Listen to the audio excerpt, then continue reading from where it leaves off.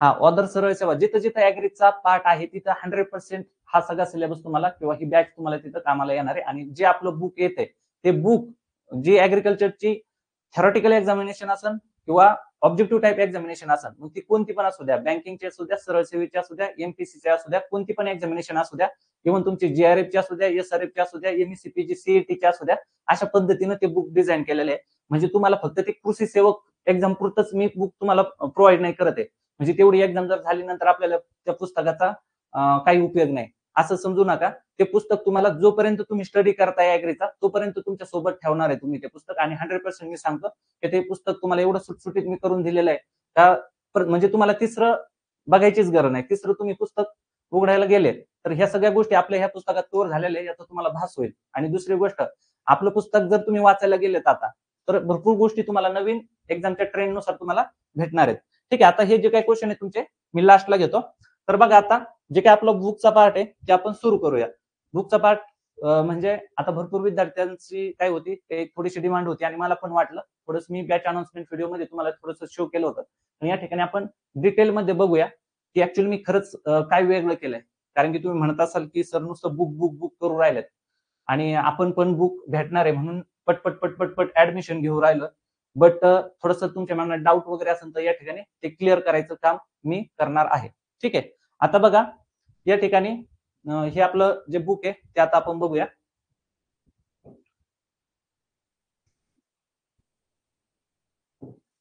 ठीक आहे, आता हे चॅप्टर वाईज बुक. आता बघा पहिली गोष्ट बेसिक काय की आपलं जे बुक आहे, आपलं बुक आपण काय केलेलं आहे दोन पार्ट मध्ये डिवाइड केलेलं आहे. ठीक आहे, पार्ट वन आणि पार्ट टू. ठीक आहे, मग जे काय आपले सब्जेक्ट आहे ते सब्जेक्ट आपण या दोन पार्ट मध्ये बसवणार आहोत. ठीक आहे, म्हणजे पार्ट वन मध्ये आता तुम्हाला सांगतो एक ऍग्रोनॉमी, ठीक आहे, सॉइल सायन्स, त्याच्यानंतर एक्सटेन्शन आणि ॲनिमल हजबंड्री. ठीक आहे, हे चार विषय याच्यामध्ये आहेत, उर्वरित विषय याच्यामध्ये आहेत. ठीक आहे, अशा पद्धतीनं हे दोन पार्ट आपले आहेत. आणि सध्या ह्या पार्टचं काय चालू आहे, प्रिंटिंग चालू आहे. ठीक आहे, क्लॅरिटी याची प्रिंटिंग चालू आहे आणि उर्वरित सगळे पार्ट याच्यामध्ये तुमचे येतील ह्या पार्टमध्ये. आता प्रिंटिंगला वगैरे किती वगैरे टाइम लागतो, तर जिथं आपण प्रिंटिंग वगैरे दिलेली तर त्या ठिकाणी साधारणतः डेली 10,000 कॉप्यापर्यंत काय होतं हे होत आहे प्रिंटिंगची त्यांची कॅपॅसिटी वगैरे आहे. अशा पद्धतीनं जे काही पुस्तक वगैरे आहे ठीक आहे त्याला आपल्याला टाइम लागणार नाही. आणि एक पुस्तक बनवण्याची प्रोसेस कशी असते, एक पुस्तक बनवलं म्हणजे तुमचं कंटेंट लगेच दिलं असं नाही होत. ठीक आहे, कंटेंट मध्ये बघा, कंटेंट मध्ये जो काय रायटर असणार आहे, ऑथर असणार आहे, त्यांनी सगळं कंटेंट एक प्रॉपर त्याच्या पद्धतीनं दिलेलं असतं जे काय असेल ते. आणि त्याच्यानंतर ते परत ऑफसेट वाल्यांकडे दिलं जातं. ऑफसेट वाल्यांनी परत त्याच्यामध्ये काय करतात, ते ग्राफिक्सचं वर्क वगैरे करतात. ठीक आहे, आणि ते ग्राफिक्सचं वर्क वगैरे केल्यानंतर परत त्याच्यातून ते जे मेन मेन मुद्दे वगैरे असतात ते हायलाईट करायचे असतात. तुम्हाला कोणते वर्ड वगैरे हायलाईट करायचे असतात. ठीक आहे, आणि तो पार्ट जो आहे, ठीक आहे, तो पार्ट जो आहे तर तो आपला याच्यामध्ये काय होतो याच्यामध्ये तो जो काही पार्ट आहे तर परत जो काही ऑथर आहे त्याच्याकडे येतो आणि जे काही मेन मुद्दे वगैरे आहे करेक्शन वगैरे त्याच्याकडे येतात. आणि त्याच्यानंतर ती बुकची जी काही प्रोसेस वगैरे आहे परत प्रिंटिंगकडे वगैरे जाते आणि तशा पद्धतीनं ते हे होतं. ओके, तर आता याच्यामध्ये बघा तर हे दोन पार्ट असणार आहे. तर आता आपण याच्यामध्ये पार्ट वन मधले सब्जेक्ट या ठिकाणी आपण बघूया. एक मिनिट.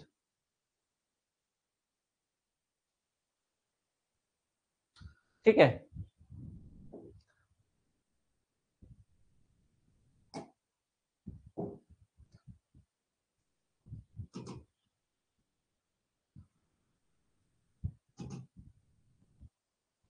ओके. हा, आता बघा सॉइल सायन्सचा पार्ट आपण या ठिकाणी बघूया.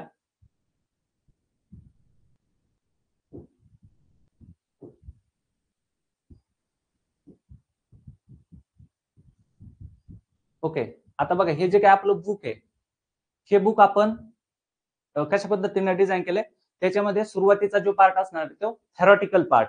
ठीक आहे, आणि प्लस काय असणार आहे त्याच्या मागं जो काय आपलं वन लाईन टाईप असणार आहे, ऑब्जेक्टिव्ह टाईप पार्ट जो असणार आहे तो त्याच्या मागे हे केलेला आहे. म्हणजे बघा थेरॉटिकल मधून जेवढे काही इम्पॉर्टंट पॉईंट तुमचे कोणती पण कॉम्पिटेटिव्ह एक्झामिनेशन असू द्या, ती डिस्क्रिप्टिव्ह असू द्या किंवा आपली सेमिस्टर एंडची एक्झामिनेशन असू द्या, ठीक आहे, त्याच्यासाठी हा सुरुवातीचा पार्ट दिलेला आहे. आणि याच्यामध्ये जेवढं काही एक्झामला इम्पॉर्टंट येण्यासारखं आहे असाच पार्ट या थेरॉटिकल मध्ये दिलेला आहे. म्हणजे असं नाही की खूप काही गोष्टी असतात की अनवॉन्टेड असतात, की त्याची गरजच नसते, पण एक गोष्टीचा आपल्याला सारांश त्या ठिकाणी किंवा एक अनालिसिस करून एखादी कन्सेप्ट दिलेली असते, ठीक आहे. असा जो काही अनवॉन्टेड पार्ट आहे तो सगळा आपण काय केलेला आहे, कट करून जिथं क्वेश्चन बनतो अशाच कन्सेप्ट आपण काय केलेले आहे, घेतलेले आहे.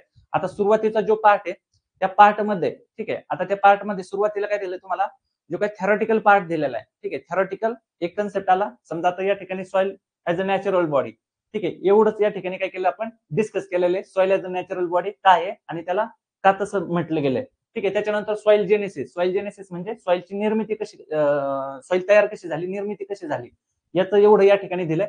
त्याच्यानंतर कंपोनंट्स ऑफ सॉइल, ठीक आहे, सॉइलचे कंपोनंट्स वगैरे कोणते, weathering of Roxx and minerals, factors of soils, ठीक आहे. आता हा एक जो काही टायटल आहे त्या टायटलवर तुम्हाला कोणत्या पण डिस्क्रिप्टिव्ह एक्झामिनेशन वगैरे असेल किंवा आपली ऑब्जेक्टिव्ह एक्झामिनेशन वगैरे असेल तर याच्यातून तुम्हाला डायरेक्ट क्वेश्चन येईल, ठीक आहे. अशा पद्धतीनं तो एक चॅप्टर दिलेला आहे. आता बघा, तुम्ही ऑब्जेक्टिव्हला करा किंवा सब्जेक्टिव्हला करा, तर या ठिकाणी इंट्रोडक्शन अँड डेफिनेशन दिलं. या ठिकाणी बघा आता हे क्वेश्चन तुम्हाला माहिती आहे विचारले जातात आपल्याला, म्हणजे या थेरॉटिकल पार्ट मधून सुद्धा तुमच्या ऑब्जेक्टिव्ह एक्झामिनेशनचा पूर्णपणे तयारी होणार आहे. आणि सोबत हा थेरॉटिकल पार्ट संपल्यानंतर तुम्हाला वन लाईन टाईप दिलेला आहे, म्हणजे सगळं बेसिक. आता सॉइल सायन्स म्हणजे हे पुस्तक आता सॉइल सायन्स असेल किंवा ॲग्रोनॉमीचा एखादा सब्जेक्ट असेल, म्हणजे अशा पद्धतीनं आपलं ते बुक डिझाईन केलेलं आहे आपण. अशा पद्धतीने सब्जेक्ट त्या ठिकाणी हे केलेत, वर्क केलंय त्याच्यामध्ये, की तुम्हाला कोणतंच रेफरन्स बुक वाचायची गरज पडली नाही, पाहिजे. कारण की याच्यामध्ये तुम्हाला जेवढे काही रेफरन्स बुक पॉसिबल होईल, ठीक आहे, तेवढं या ठिकाणी काय केलेले आपण युटिलाइज केलेले. शिवाय तामिळनाडूच्या ज्या काही नोट्स वगैरे असेल, एमपीक्यू राऊरीच्या नोट्स वगैरे असेल, युजीच्या ज्या काही नोट्स वगैरे असेल, ह्या सगळ्या मर्ज करून एक आपण काय केलेलं हे सब्जेक्ट त्या पद्धतीने त्या ठिकाणी कव्हर केलेलं आहे. आता बघा ह्या गोष्टी इथं हा जो काही वर्ड आहे आपला सॉइल सायन्सचा, तो लॅटिन वर्ड वगैरे आहे, ठीक आहे. आणि कोणता वर्ड येतं या ठिकाणी सगळं ते गोष्टी दिलेल्या अशा पद्धतीनं हायलाइट केलेले वर्ड असतात, ठीक आहे. त्याचं मिनिंग वगैरे काय या ठिकाणी दिलंय, ठीक आहे.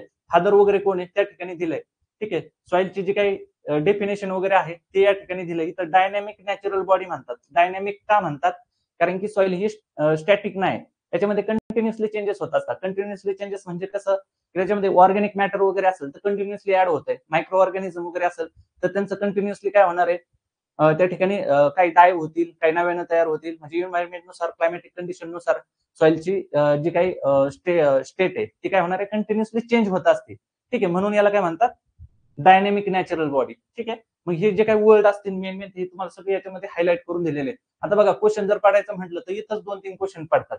ओके, म्हणजे थेरॉटिकल जो पार्ट आहे हा तुम्हाला कशाला, कन्सेप्च्युअल क्लॅरिटी करता दिलेला आहे, ठीक आहे. आता ह्या डेफिनेशन वगैरे असेल सॉइलच्या, जे काही महत्वाच्या डेफिनेशन वगैरे असेल ती या ठिकाणी दिलेली आहे सॉइलची. आणि त्याच्यानंतर बघा, ओके, हे स्कोप वगैरे सॉइल सायन्सचे. आता स्कोप या ठिकाणी तुम्ही म्हणता हे स्कोप आपल्याला विचारतील का, ठीक आहे, नाही विचारतात. तर तसं तुम्ही हा डायरेक्ट पार्ट कट पण करून टाकू शकलो असतो. पण स्कोप मध्ये सॉइलच्या वेगवेगळ्या ब्रांचेस पडतात, ठीक आहे. जसं की सॉइल फर्टिलिटी असेल, सॉइल केमिस्ट्री असेल, याच्या डेफिनेशन तयार होतात. मग ह्या डेफिनेशन आपल्याला बघणं गरजेचं आहे, ठीक आहे. सॉइल फिजिक्स कशाला म्हणायचं, सॉइल मायक्रोबायोलॉजी कशाला म्हणायचं, सॉइल कन्झर्वेशन कशाला म्हणायचं, पेडोलॉजी कशाला म्हणायचं, याला स्कोप ऑफ सॉइल सायन्स म्हटलं जातं. आता बघा, स्कोप ऑफ सॉइल सायन्स म्हणजे आपण याचं ब्रांच मध्ये आपण काय करू शकतो, त्याला डिवाइड करू शकतो, ठीक आहे. आता हा एक पार्ट झाला. त्याच्यानंतर इडॅपोलॉजी काय हे तुम्हाला माहिती किती इम्पॉर्टंट टर्मिनॉलॉजी आहे त्या, ठीक आहे. तर ह्या काही सगळ्या गोष्टी अशा याच्यामध्ये आहेत. आता soil as a natural body, ठीक आहे, त्याचं जे काही इंट्रोडक्शन असेल, कन्सेप्ट असेल, तो या ठिकाणी दिलेला आहे. आणि हे सगळं गोष्ट आपण क्लासमध्ये पण घेणार आहे सगळ्या गोष्टी, ठीक आहे. सॉइल जेनेसिस, सॉइल जेनेसिस म्हणजे काय, एव्होल्युशन ऑफ सॉइल. तुम्हाला एवढ्याच गोष्टी लक्षात ठेवायचं, evolution of soil. Soil genesis means काय, एव्होल्युशन ऑफ सॉइल, ठीक आहे. म्हणजे ट्रू सॉइल वगैरे कशी डेव्हलपमेंट होती त्याला म्हणायचं सॉइल. सॉइल जेनेसिस म्हणजे काय, सॉइलची निर्मिती कशी होती, ओके. आता बघा त्याच्यानंतर जो काही सायंटिस्ट वगैरे असेल त्यांचं इयर असेल, असं प्रत्येक ठिकाणी आपण काय केलेलं आहे, जिथं एवढे इयर इम्पॉर्टंट आहे लगेच त्या ठिकाणी समजा सॉइल सायन्सची किंवा ही स्टेटमेंट आहे नॅचरल बॉडी ऑफ मिनरल्स किंवा soil as a natural body, ते समजा त्या सायंटिस्टने म्हटलंय तर ते केव्हा म्हटलंय, अशा पद्धतीने लगेच त्यांचं त्या ठिकाणी काय इयर दिलेलं आहे आपण, ओके. मग असं या ठिकाणी काय केलेलं आहे, ही सगळी गोष्ट आपण आहेत त्या इम्पॉर्टंट याच्यामध्ये दिलेलं आहे. आता सॉइल प्रोफाईल दिले. सॉइल प्रोफाईल म्हणजे काय, व्हर्टिकल सेक्शन वगैरे आहे बघा, व्हर्टिकल सेक्शन आहे. ठीक आहे. परत दुसरं काय बनू शकतं, a soil profile is a vertical section of soil extending from the surface down to the parent material showing different layers called horizons. ठीक आहे. आता हे होरिझॉन्स वगैरे म्हणजे बेसिक सगळ्या गोष्टी, किंवा एखादा कन्सेप्ट असतो किंवा एखादी डेफिनेशन असते, त्याला भरपूर साऱ्या डेफिनेशन असतात एखाद्या कन्सेप्टला, तर त्या सगळ्या मल्टिपल डेफिनेशन सुद्धा तुम्हाला ऑर मध्ये या ठिकाणी दिलेले आहेत बघा. ही सॉइल प्रोफाईल असेल एक वरची डेफिनेशन आणि या ठिकाणी ऑर मध्ये. ओके. त्याच्यानंतर सॉइल होरिझॉन म्हणजे काय, ते या ठिकाणी होरिझॉन्स. ठीक आहे. सॉइल होरिझॉन्स म्हणजे काय, जे काही व्हॅरियस लेयर्स असतात सॉइलचे होरिझॉन्टल, त्याला म्हणायचं सिंपल होरिझॉन्स. ओके. त्याच्यानंतर याच्यावर हे तुम्हाला सांगत, याच्यावर डायरेक्ट क्वेश्चन असतात. ठीक आहे. रेगुलेट कशाला म्हणायचं, सोलम कशाला म्हणायचं, सॉइल प्रोफाईल किती मास्टर होरिझॉन आहेत, हे कन्सेप्ट वगैरे तुम्हाला विचारलं जातं. ठीक आहे. आणि त्याचं डिटेलमध्ये एक्सप्लेनेशन, ओ होरिझॉन, ए होरिझॉन कशाला म्हणायचं. आता जर तुम्ही बारकाईने जर विचार केला, तुम्ही काही पेपर जर बघितले आयबीपीएसचे त्याचे जर बघितले, तर याच्यात ओ होरिझॉन आहे, त्याच्यात सब डिव्हिजन्स त्याचे जे आहेत, सब डिव्हिजन्स, मग ओ ए काय आहे, ओ ई काय आहे, हे सुद्धा विचारलेले आहेत. तुम्ही प्रिव्हियस क्वेश्चन पेपर वगैरे बघा. ठीक आहे. त्यानंतर या ठिकाणी ए होरिझॉन आहे, तर ए एच काय आहे, एच ए पी काय आहे, ए जी काय आहे. ठीक आहे. हे हाय ऑर्गॅनिक मॅटर. ठीक आहे. तर या ठिकाणी असं पद्धतीनं त्याचे जेवढे इम्पॉर्टंट आहेत ते सगळ्यांचा विचार करून आपण ते सब डिव्हिजन सुद्धा दिलेले आहेत. ठीक आहे. त्याच्यानंतर बघा,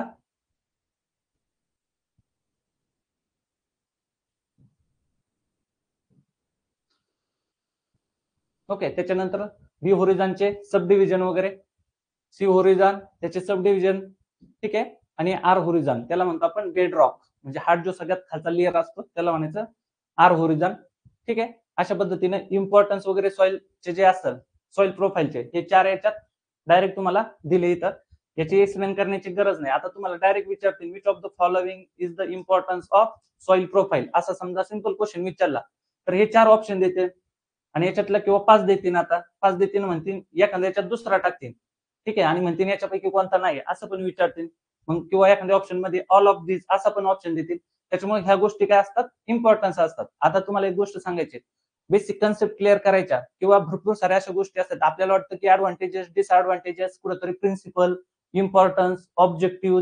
ठीक आहे. ह्या गोष्टी इम्पॉर्टंट नसतात आपल्याला असं वाटतं. आपण काय करतो, त्या गोष्टींकडे दुर्लक्ष करतो. ठीक आहे. दुर्लक्ष करतो किंवा काय होतं की आपण त्याच्याकडे दुर्लक्ष करतो किंवा प्रॉपर वाचत नाही त्याला.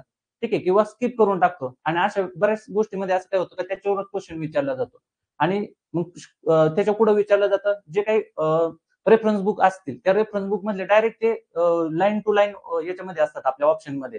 ठीक आहे. आणि मग आपलं त्यावेळेस काय होतं, कन्फ्युजन होतं. मग राईट आन्सर कोणतं ओळखायचं ते आपण द्यायला चुकतो. अशा पद्धतीनं ज्या इसेन्शियल गोष्टी आहेत.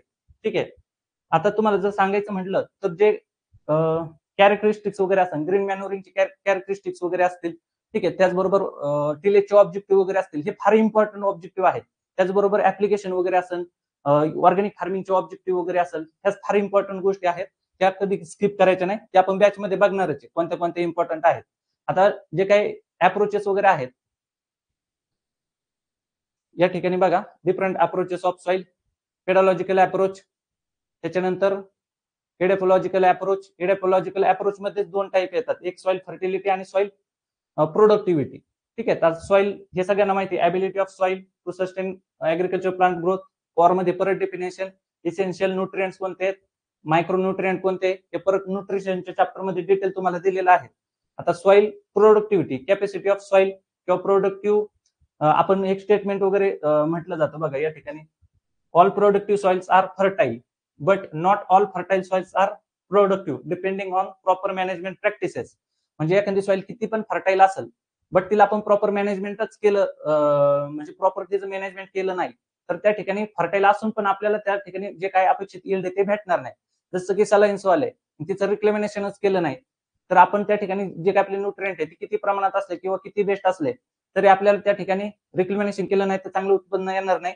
त्याचबरोबर इरिड सॉइल असेल किंवा आपली इरिगेटेड सॉइल असेल आणि आपण त्या ठिकाणी टायमिंगला पाणीच दिलं नाही, तर त्या ठिकाणी आपल्याला त्याची प्रोडक्टिव्हिटी अचीव्ह करता येणार आहे का, नाही येणार. तर अशा पद्धतीनं सगळ्या गोष्टी आपण बॅचमध्ये पण ह्या गोष्टी डिस्कस करणार आहे. त्या ठिकाणी आपल्याला जास्त लेक्चर लांबवायचं नाही, फक्त यामध्ये तुम्हाला काय काय दिलेलं आहे ते बघायचं आपल्याला. आता बघा कंपोजिशन ऑफ अर्थ क्रस्ट, ठीक आहे, कंपोनंट्स ऑफ सॉइल, ठीक आहे, जे काय अर्थ क्रस्ट आहे याच्यावर क्वेश्चन विचारले जातात डायरेक्ट, ठीक आहे.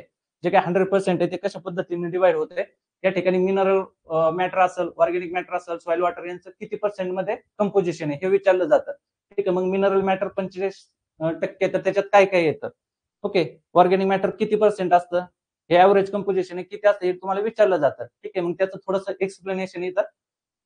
त्याच्यानंतर सॉइल वॉटर किती असतं, मग इनफिल्ट्रेशन, पर्क्युलेशन वगैरे असं, कॅपिलरी ऍक्शन विक्शन, त्या गोष्टी परत आपण सॉइल वॉटर रिलेशनशिप तिथं पण शिकणार आहे, ठीक आहे. मग अशा पद्धतीनं या ठिकाणी दिलेलं आहे, ओके. सॉइल जेनेसिसचा चॅप्टर इथं बघा, हे स्टेटमेंट डायरेक्ट विचारले जातात, ओके. कोणते कोणत्या याच्यावर त्यांनी काय केलेलं आहे, सॉइलचं जे काही डेफिनेशन वगैरे असेल किंवा क्लासिफिकेशन वगैरे एक असेल, त्याच्या कोणत्या कोणत्या कॅटेगरीनुसार केलेलं आहे, हे soil science society of America असं डायरेक्ट क्वेश्चन विचारलं जातं.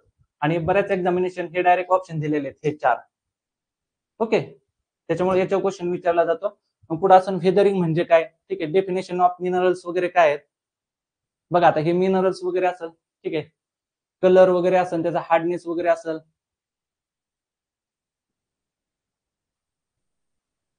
ओके, हार्डनेस वगैरे असेल, हे डायरेक्ट आपले जे काही ऑर्डर आहे, soft mineral to hard mineral पर्यंत ऑर्डर, याच्यात तुम्हाला विचारलं जातं सगळ्यात सॉफ्ट कोणता आहे, सगळ्यात हार्ड कोणता आहे, ठीक आहे. त्याच्यानंतर types of mineral, primary minerals कोणते, सेकंडरी मिनरल्स, इसेन्शियल, ठीक आहे.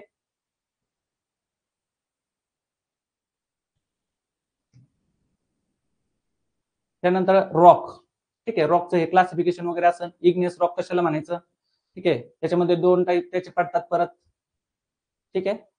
आता हे परत हे डायग्रामॅटिक, जिथं तुम्हाला गरज आहे अशा प्रत्येक सब्जेक्टमध्ये तुम्हाला डायग्राम या ठिकाणी आपण दिलेले आहेत, ठीक आहे. त्याच्यानंतर एक्स्ट्रक्टिव्ह रॉक, त्याच्यानंतर तिकडं प्लुटोनिक रॉक होता, इथं व्हॉल्कनिक रॉक, ओके.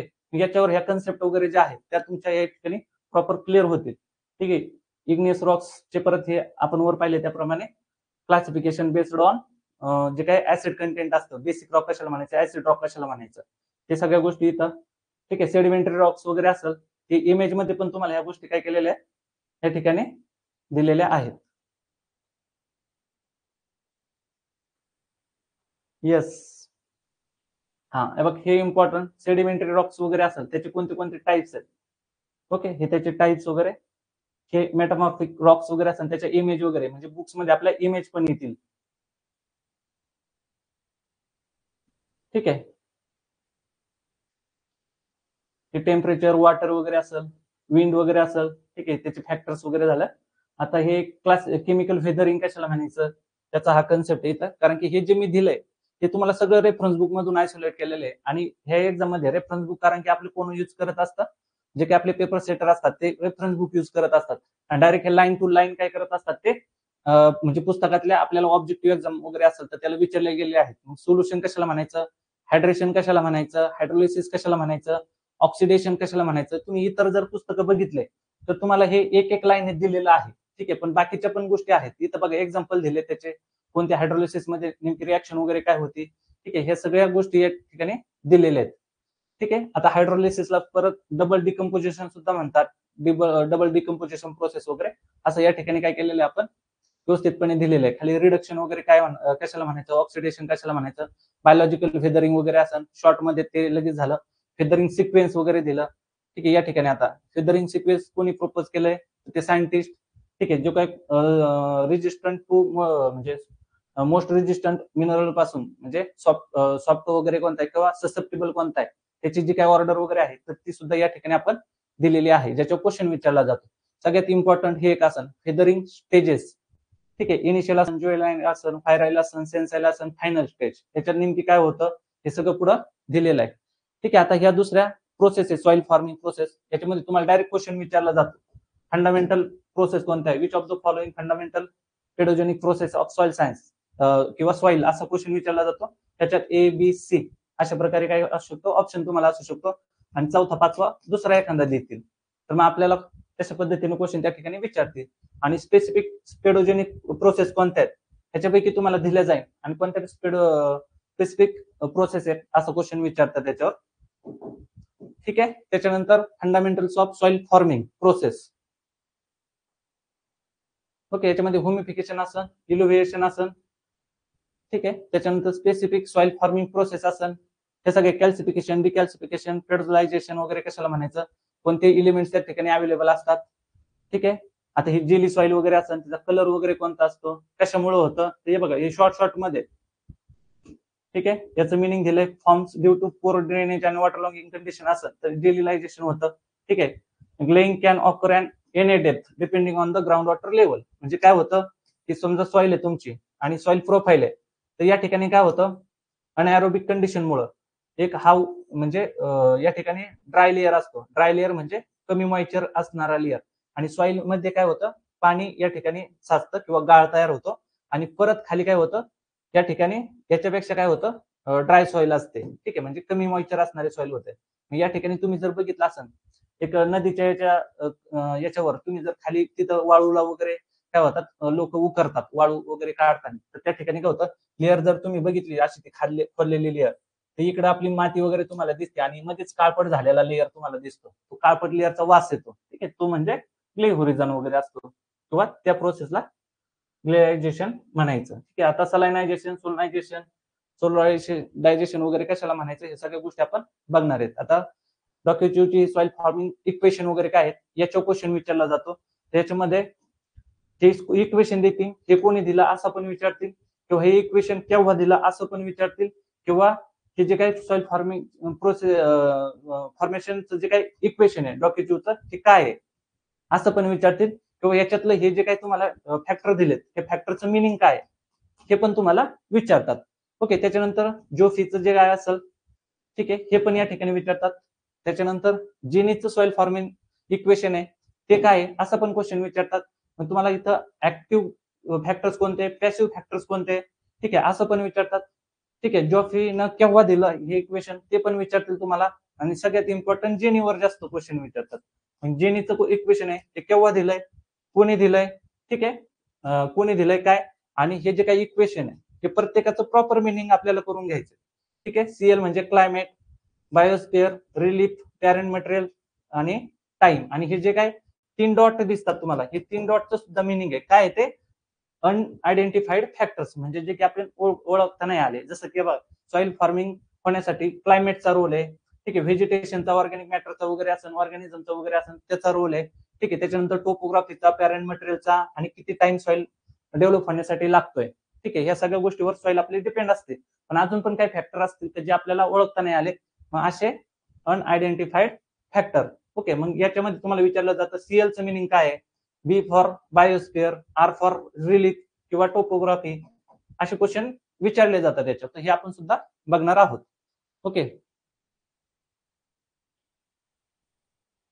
आता हे परत जे काही ऍक्टिव्ह पॅसिव्ह फॅक्टर वगैरे होते ते डिटेलमध्ये दिलेले आहेत, ठीक आहे. आता या ठिकाणी पॅरेंट मटेरियल हे टर्मिनॉलॉजी तुम्हाला विचारला जातात.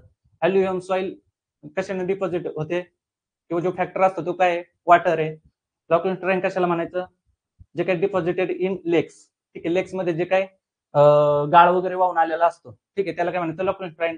माराईन कशाला म्हणायचं, ओशियन मध्ये जे काही आलेला असतो गाळ वगैरे, ठीक आहे, त्याला काय म्हणायचं, मोराईन वगैरे. अशा पद्धतीनं त्या टर्मिनॉलॉजी इम्पॉर्टंट आहे, हे तुम्हाला सगळं माहिती आहे, ठीक आहे. आता फिजिकल प्रॉपर्टीज ऑफ सॉइल, आता सगळ्याच गोष्टी आपण या ठिकाणी डिटेल नाही घेऊ शकत, थोडंसं टाइमचं लिमिटेशन वगैरे आपल्याला आहे, पण एक तुम्हाला डेमो म्हणून मी या ठिकाणी तुम्हाला दाखवते. आता इम्पॉर्टंट फिजिकल प्रॉपर्टीज, सिंपल जर केलं तर कोणत्या प्रॉपर्टीज आहे सॉइलचा, which of the following is the physical properties of soil, असा क्वेश्चन विचारतील. ह्याच्यातल्या ह्या 4 समजा देतील, 1 2 3 4, आणि 5वी देतील तुम्हाला सॉइल पीएच, असं सिंपल विचारतील. तुम्हाला माहिती का सॉइल पीएच ही केमिकल प्रॉपर्टी, हे तुम्हाला माहित पाहिजे. ओके, मग अशा पद्धतीनं तुम्ही कोणत्या कोणत्या आहे सॉइल प्रॉपर्टी ह्या सगळ्या तुम्हाला एका ठिकाणी या ठिकाणी भेटतील. ओके, तर मग सॉइल टेक्स्चर एक एक परत एक्सप्लेनेशन करून दिलंय. आता आपल्याला माहिती का काही वर्ड लक्षात ठेवायचे असतात, relative proportion of sand, silt and clay, ठीक आहे. म्हणजे एखादी सॉइल असेल तर त्या सॉइल मध्ये सँडचं, सिल्टचं आणि क्लेचं पर्सेंटेज किती आहे, किंवा त्यांचं प्रोपोर्शन किती आहे, रेशो मध्ये असेल किंवा पर्सेंटेज मध्ये असेल, तर त्याला सिंपल काय म्हणायचं, सॉइल टेक्स्चर. ओके, वाळूचा एक जे काही वाळूचे खडे असतील त्याला आपण काय म्हणू शकतो, सॉइल टेक्स्चर. आणि ह्या सगळ्यांचं मिळून काय बनतं, एक ऍग्रीगेट फॉर्म बनतो, त्याला आपण सॉइल स्ट्रक्चर म्हणतो. ओके, मग अशा पद्धतीनं सॉइल टेक्स्चरची परत एक डेफिनेशन, प्रॉमिनंट. ठीक आहे, आता ही आपल्याला रिलेटिव्ह प्रोपोर्शन वगैरे ह्या टर्मिनॉलॉजी किंवा हे शब्द आपल्याला माहित असतात, बट वेगळ्या फॉर्म मध्ये जर सॉइलची डेफिनेशन विचारली तर अजून वेगळ्या पद्धतीने काय विचारू शकतात. कारण की आयबीपीएसचा जर तुम्ही पॅटर्न बघितला तर जे आपण वाचतो शक्यतो त्याला थोडंसं तेच आन्सर तर तेच असतं ऑब्जेक्टिव्ह मध्ये, एक्झाम मध्ये आपल्या, बट त्याला फिरून विचारलं वगैरे जातं. ठीक आहे, मग त्या फिरून विचारलेला क्वेश्चनला रेफरन्स कुठला असतो, रेफरन्स बुक मधला जो काही सारांश वगैरे असतो याच्या बेसवर सुद्धा काय होतात, काही क्वेश्चन तयार होतात. ओके, अशा पद्धतीनं वेगवेगळ्या याच्यामध्ये डेफिनेशन वगैरे त्याचे असेल. ठीक आहे, ही एक डेफिनेशन आहे अजून. ठीक आहे, ही कोणती एक स्टॅटिक प्रॉपर्टी आहे, म्हणजे सॉइल टेक्स्चर जे आहे ते चेंज होत नाही. ओके, अशा पद्धतीनं या ठिकाणी इमेज वगैरे असेल. आता हे फायनल काम आपलं झालेलं आहे, याला आपण ऍज इट इज काय करायचं आपल्याला, म्हणजे ग्राफिक्सचं वगैरे वर्क याच्यामध्ये राहिलेलं नाही. ठीक आहे, आता classification of soil particle, size less than 2 mm वगैरे असेल, हे सगळं माहिती आहे आपल्याला. ओके, हे पेबल कशाला म्हणायचं, कोविल कशाला म्हणायचं, स्टोन, लार्जर, ट्रू सॉइल वगैरे कशाला म्हणायचं. ठीक आहे, ग्रेटर दॅन 2 mm जर सॉइल असेल तर त्याला आपण ग्रॅव्हल्स म्हणतो, ते ट्रू सॉइल मध्ये येत नाही. बट जे काही लेस दॅन 2 mm असेल, इथं particle size less than 2 mm are called as true soil or normal soil. ठीक आहे, याच्यापेक्षा जर जास्त असेल तर त्याला आपण not included in true soil. ह्या गोष्टी आपल्याला माहित पाहिजे. ठीक आहे, आता वेगवेगळे डिपार्टमेंट वगैरे असेल किंवा इन्स्टिट्यूट वगैरे असेल, जसं की international society of soils science. ठीक आहे, त्याच्यानंतर United state department of agriculture वगैरे असेल, तर त्यांनी वेगवेगळ्या सॉइल्सच्या जे काही पार्टिकल आहेत त्यांचे साईज दिल्यात, तर त्या ठिकाणी तुम्हाला इथं एका जागेवर तुम्हाला भेटतील. त्याच्यानंतर कॅरेक्टरिस्टिक्स ऑफ सॉइल सेपरेट्स.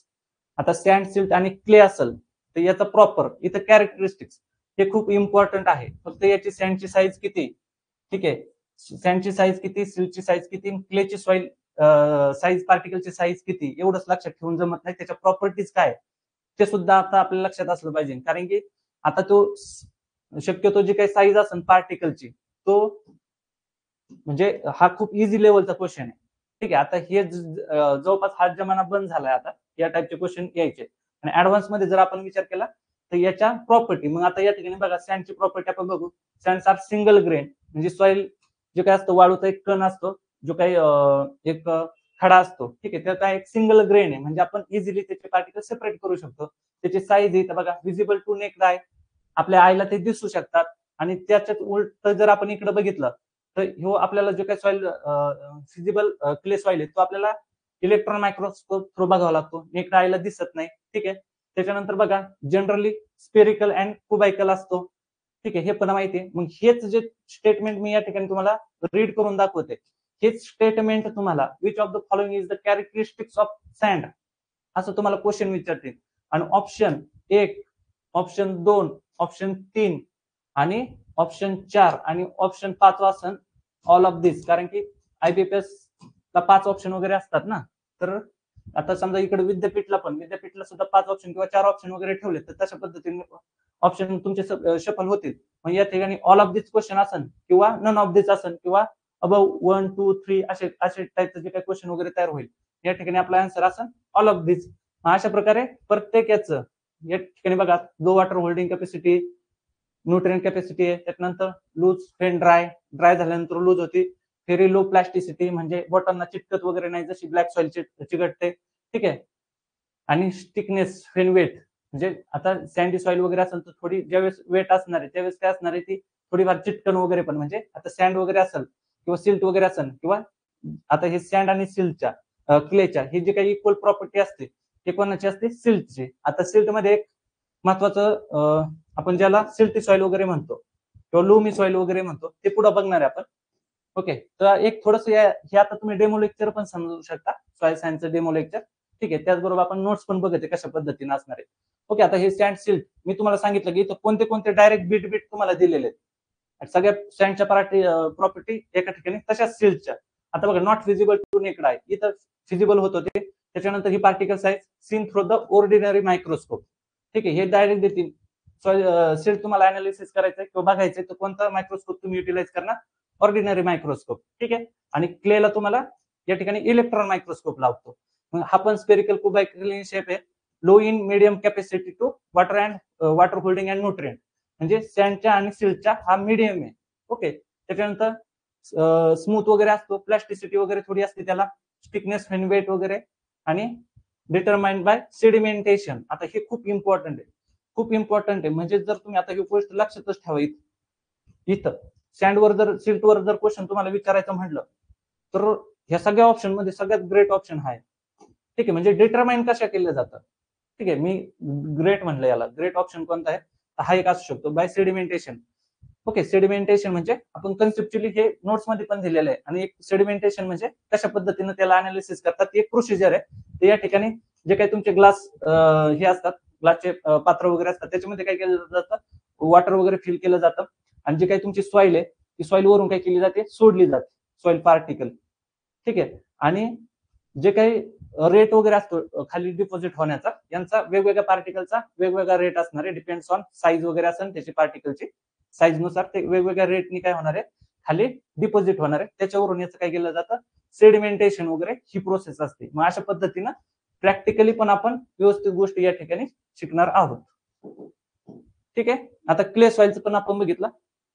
आता textural soil, textural classes, sandy soil, loamy soil आणि क्ले सॉइल आणि सिल्टी सॉइल, हे वेगळे हे टेक्चरल क्लासेस आहे. असं तुम्हाला विचारतो, soil textural which of the following is the soil textural classes. मग sandy soils, loamy soils, clay soils हे क्लासेस आहेत, पण सँड, सिल्ट, क्ले हे काय सॉइल टेक्चर आहेत. ओके. हे डिफरन्स लक्षात ठेवायचा.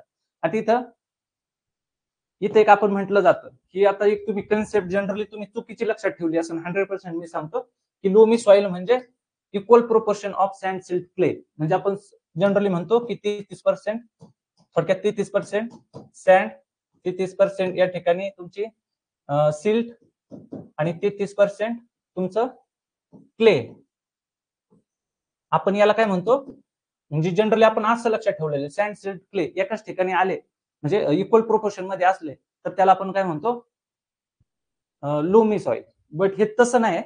तर या ठिकाणी काय, यांच्या ज्या प्रॉपर्टीज आहेत सँड, सिल्ट आणि क्लेच्या, यांच्या ज्या काय प्रॉपर्टीज आहेत त्या इक्वल पाहिजे, ठीक आहे. Equal proportion of its properties, property equal proportion मध्ये असणार. आणि हे जे काही टेक्चर आहेत सॉइल टेक्चर, हे वेगवेगळ्या प्रोपोर्शन मध्ये असू शकतात. मग या ठिकाणी क्ले सॉइल तुमची 20% असू शकते किंवा 10% असू शकते, ही तुमची 40% पण असू शकते, सँड तुमची 50% असू शकते, ठीक आहे. हे झालं त्याच्यामध्ये असे इक्वल किंवा एक्झामच्या दृष्टीनं मेन बीट वगैरे जे आहेत तुम्हाला सरळ सरळ विचारतील, ठीक आहे. आता तुम्हाला इथपर्यंत देतील. आणि किंवा direct question, an ideal loamy soil may be defined as the mixture of sand, silt and clay separates in about equal proportion of its. इथं तुम्हाला ब्लँक ठेवतील, खाली ऑप्शन देतील ऑफ इट्स, इट्स प्रॉपर्टीज, दुसरा ऑप्शन देतील, दुसरा option या ठिकाणी इट्स टेक्चर, ठीक आहे, किंवा इट्स कॅरेक्टरिस्टिक्स. आता प्रॉपर्टीज म्हणजेच कॅरेक्टरिस्टिक्स असा पण तुम्हाला ऑप्शन असू शकतो, ठीक आहे. त्याच्यामुळं ह्या गोष्टी लक्षात ठेवायच्या. परत तुम्हाला ऑप्शन देतील all of the above, none of the above, ठीक आहे, किंवा बोथ ऑफ असा क्वेश्चन असू शकतो. तर आपल्याला लक्षात ठेवायचं इट्स प्रॉपर्टीज किंवा कॅरेक्टरिस्टिक्स हे लक्षात ठेवायचं, टेक्चरल प्रोपोर्शन वगैरे नाही. ओके, ठीक आहे. मग अशा पद्धतीनं क्लेच्या लगेच प्रॉपर्टीज काय, अशा पद्धतीनं हे सगळ्यात इम्पॉर्टंट पार्ट आहे. ओके. आता डिटर्मिनेशन ऑफ सॉइल टेक्चरल क्लास कसं डिटर्माइन करायचं, फिल मेथडनी वगैरे करायचं, लॅबोरेटरी मेथडनी. ओके. मग या ठिकाणी तुम्हाला काय केलं जातं, मेकॅनिकल अनालिसिस, ठीक आहे. त्याच्यामध्ये काय आहे, एक सिम्प्लिफाय करून तुम्हाला या ठिकाणी कन्सेप्ट दिलाय 3 स्टेप मध्ये. याचं काय काय करायचं आपल्याला, हे ऑर्गॅनिक मॅटर वगैरे असेल ते काढून वगैरे टाकायचे, रिएजंट वगैरे थोडाफार असेल याच्यामध्ये काय वापरायचं आपल्याला, एजंट वगैरे, डिस्पर्जिंग एजंट वगैरे, या गोष्टी लक्षात ठेवायच्या. एक प्रोसेस सुद्धा आपल्याला लक्षात येईल, त्याच्यामुळे काय होईल, कन्सेप्च्युअल क्लॅरिटी आपली जास्त होईल.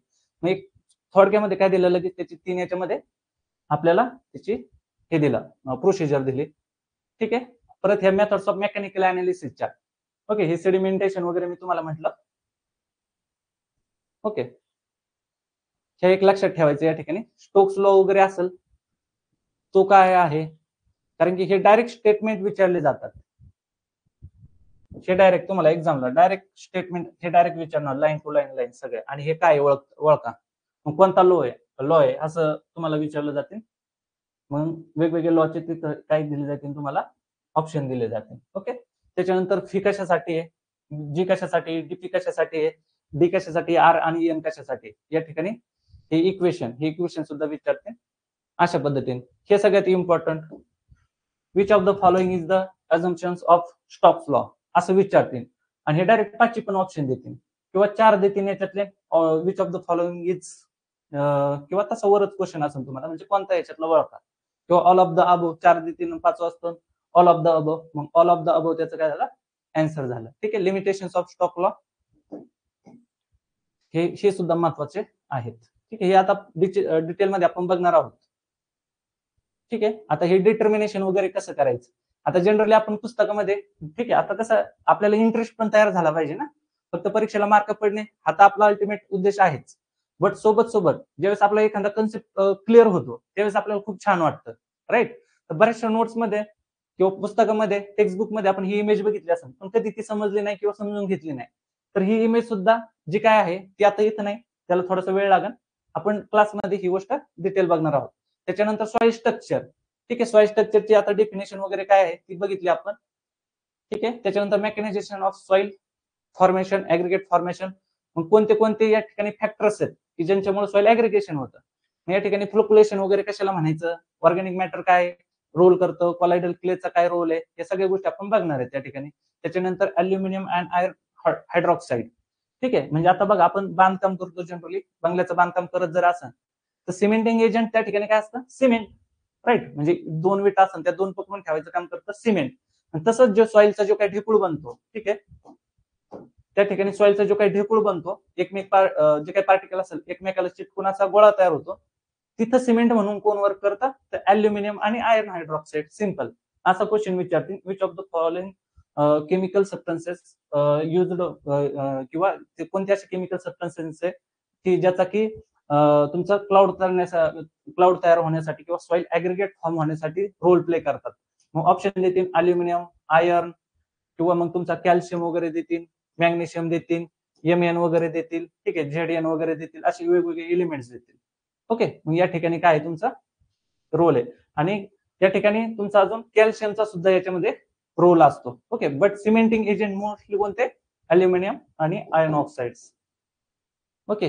ग्रोईंग प्लांट्स वगैरे असतात त्यांचे रूट्स वगैरे काय करतात, ऍसिड वगैरे सोडतात. मग ते काय होतं, ते काही सॉइल पार्टिकल काय असतात एकत्र येतात, मायक्रोबियल ऍक्टिव्हिटी, हे पण काय करतील, त्यांच्या ज्या काही मायक्रोबियल ऍक्टिव्हिटी म्हणजे काही केमिकल ऍसिड्स वगैरे सिक्रेट करतील, त्याच्यामधून काय होणार आहे हे होईल. आता सिंपल मध्ये फॉर्म्स ऑफ सॉइल स्ट्रक्चर कोणते, पेड्स, स्लॉट्स, फ्रॅगमेंट्स. ठीक आहे. ह्या गोष्टी कशाला म्हणायचं ते दिलंय. Classification of soil structure, type, class आणि ग्रेड. ह्याच्यामध्ये टाइप्स मध्ये काय येतं, क्लास मध्ये काय येतं, ग्रेड्स मध्ये काय येतं, ते सगळं इथं डिटेल दिलेलं आहे.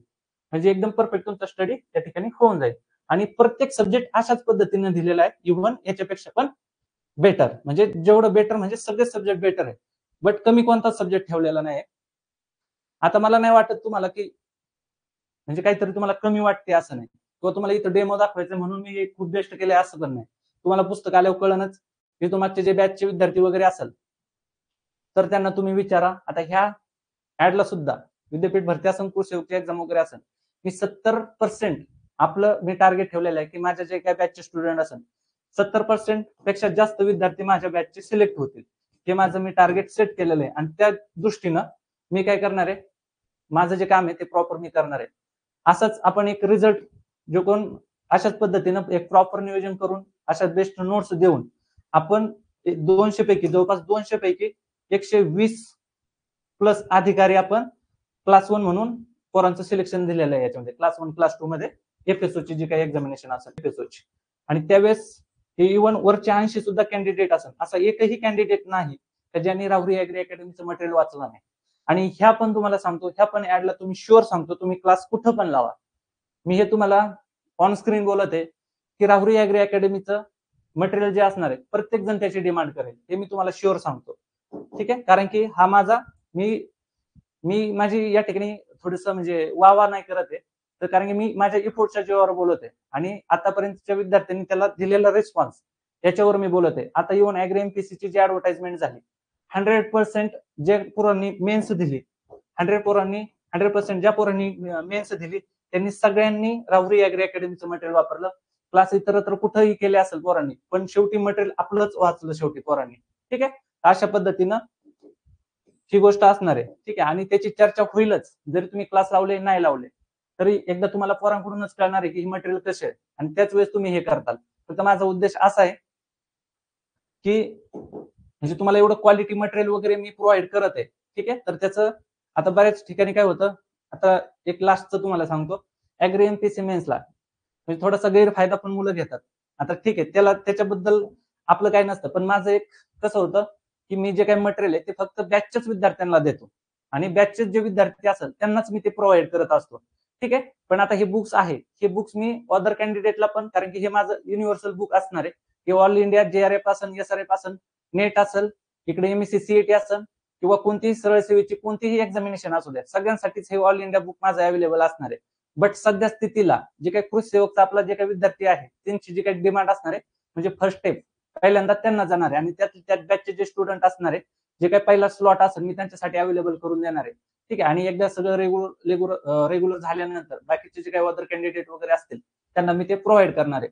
आणि नंतर ह्या 2 व्हॅल्यूमची किंवा 2 पार्टची जी काही कॉस्ट वगैरे असेल ती सेपरेट विद्यार्थ्यांना पे करावं लागेल. आणि मी तुम्हाला ऑलरेडी सांगितलं की बॅचचे जे विद्यार्थी असणार आहेत त्यांच्यासाठी हे बुक फ्री असणार आहे. ठीक आहे, कारण की तुम्हाला विद्यापीठ भरती करायची आहे, तर मला वाटत नाही का असं माझ्या एवढं इफर्ट्स कोणी याच्यामध्ये घेतले असेल की तुम्हाला स्पेशल आताच्या रिसेंट करंट इयर असेल, करंट लेटेस्ट एक्झामिनेशन वगैरे असेल त्याच्यासाठी कोणी असं बुक बनवलं असेल.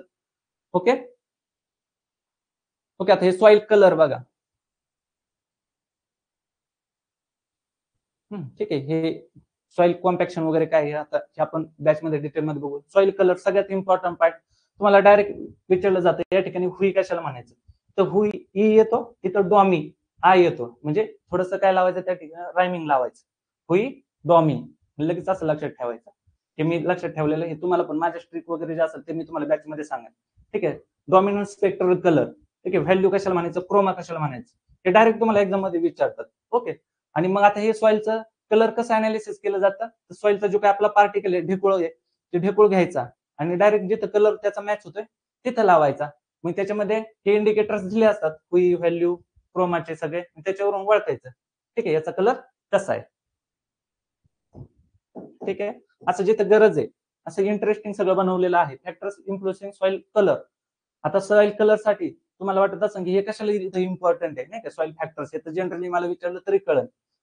ठीक आहे, असं वाटतं आपल्याला, पण या ठिकाणी बघा फॅक्टर्स इन्फ्लुएन्स सॉइल कलर तुम्हाला डायरेक्ट ऑप्शन मध्ये हे देतील.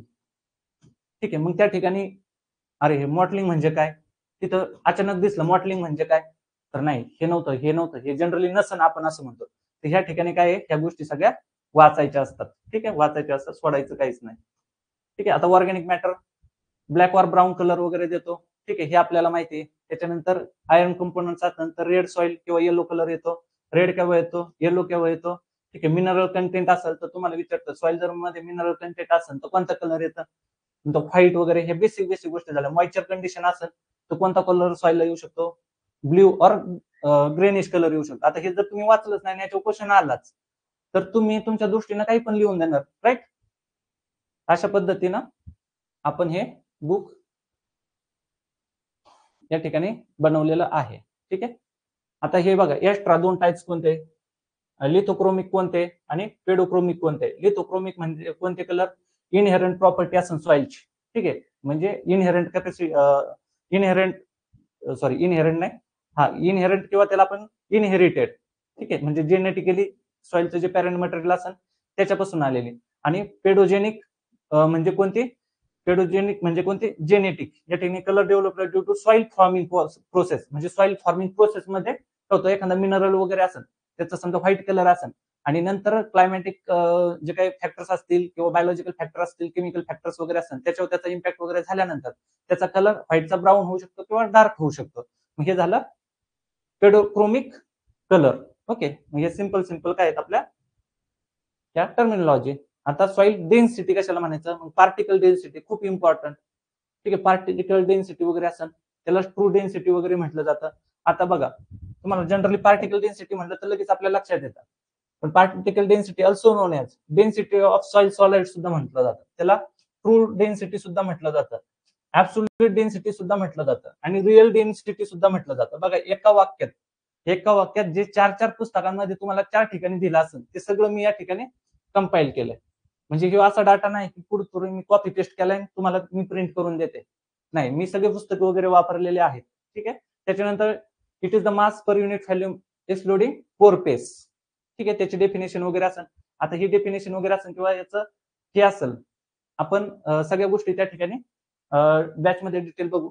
पण जनरली काय आहे पार्टिकल डेन्सिटी म्हणजे काय असतं एकदम घट्ट एकदम तुम्ही लोखंडाचा 1 किलो ते वजनाचे जुने काटे वगैरे होते बघा किंवा एखाद्याचा पूर्ण लोखंडाचा गोळा घेतला आपण तर ते गोळा घेतला आणि त्याच्यात काहीच एअर नाही तर ते पूर्ण भरीव गोळा ते पूर्ण भरीव गोळ्याची जी व्हॅल्यूम आहे आणि त्याच्यातलं जे काही वजन वगैरे असेल किंवा तो भरीव गोळा असेल तो कोणता प्रकार झाला त्याच्यातला तो एक झाला पार्टिकल डेन्सिटी. म्हणजे जेवढी आपली सॉइल हार्ड होत जाईल तेवढी पार्टिकल डेन्सिटी काय होणार आहे वाढत जाणार आहे. आणि त्याच्या उलट काय असतं बल्क डेन्सिटी. बल्क डेन्सिटी म्हणजे काय समजा आता या ठिकाणी हे लोखंडाचा गोळा आहे आणि त्याला काही छिद्र आहेत म्हणजे असे होल पडलेले आहेत आणि त्याच्यामध्ये काही इयर पण असणार आहे. ठीक आहे. मग ती इयर प्लस हे जे काही लोखंडाचं सॉलिड असणार आहे हे दोन्ही मिळून काय होणार आहे त्या ठिकाणी पार्टिकल डेन्सिटी त्याला म्हणायचं बल्क डेन्सिटी म्हणायचं. राईट. मग जेवढी इयर त्याच्यामध्ये असेल किंवा जेवढे जास्त छिद्र असेल तेवढी तुमची पार्टिकल डेन्सिटी काय असणार आहे कमी असणार आहे. म्हणजेच बल्क डेन्सिटी तुमची कमी असणार आहे. ओके. अशा पद्धतीने आपण त्याला एकदम प्रॉपर कन्सेप्च्युअली त्याला बघणार आहोत. ओके.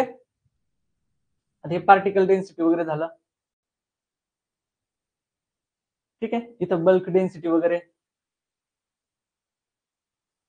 ठीक आहे. आता हे स्टेटमेंट तुम्हाला मी मागे पण डिस्कस वगैरे केले होते आय थिंक जनरली एका लेक्चरमध्ये. ठीक आहे. आता हे डेन्सिटी वगैरे असेल त्याचा इम्पॅक्ट कशाला होतो हे बघा. आता bulk density is more important than particle density. तुम्हाला विचारतील which of the following density is more important for crop production वगैरे त्याच्या संदर्भात विचारू शकतात किंवा टिलेज ऑपरेशनसाठी असे पण वर्ड टाकतात ते. तर बल्क डेन्सिटी आपल्याला इम्पॉर्टंट आहे कल्टिव्हेशनच्या दृष्टीने. ठीक आहे. बल्क डेन्सिटी वगैरे असेल. ठीक आहे. याची परत डेफिनेशन वगैरे असेल. आता ही बल्क डेन्सिटी कशी मेजर केली जाते बघा इथं दिलंय डिटरमाइंड बाय कोर सॅम्पलर आणि cold coating method.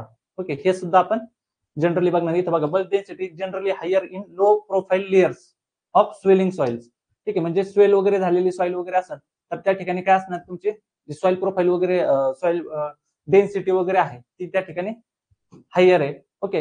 High bulk density indicates compactness of soil. High bulk density म्हणजे ऍव्हरेज सॉइलची 1.1 असेल. ठीक आहे. तर या ठिकाणी समजा 1च्या खाली जर तुमची बल्क डेन्सिटी आली तर सॉइल जी काय असते प्रॉब्लेमॅटिक सॉइल असते. ठीक आहे. मग क्रॉप कल्टिव्हेशनसाठी सुद्धा जी आपली डेन्सिटी आहे ती किती पाहिजे तुम्हाला मोर दॅन 1 असली पाहिजे आणि मोर दॅन 1 to 5 पर्यंतची जी बल्क डेन्सिटी असते 1 to 5 ची 1 to 1.5 पर्यंतची ही आयडियल असते फॉर क्रॉप प्रोडक्शन. याच्या पुढे गेली तर पार्टिकल म्हणजे कॉम्पॅक्ट सॉइल वगैरे तुमची डेव्हलप वगैरे होऊ शकते. ओके. अशा पद्धतीने हे डिटेल आपण बघूया. परत त्याच्यावर फॅक्टर्स वगैरे कोणते पोर पेस वगैरे असेल अशा पद्धतीनं टेक्स्चर असेल ऑर्गॅनिक मॅटर असेल. आता सॉइल परमेबिलिटी म्हणजे काय या ठिकाणी जे काय आपलं हे आहे वॉटर वगैरे आहे त्याची प्रवेश क्षमता थोडक्यात आपण म्हणू शकतो.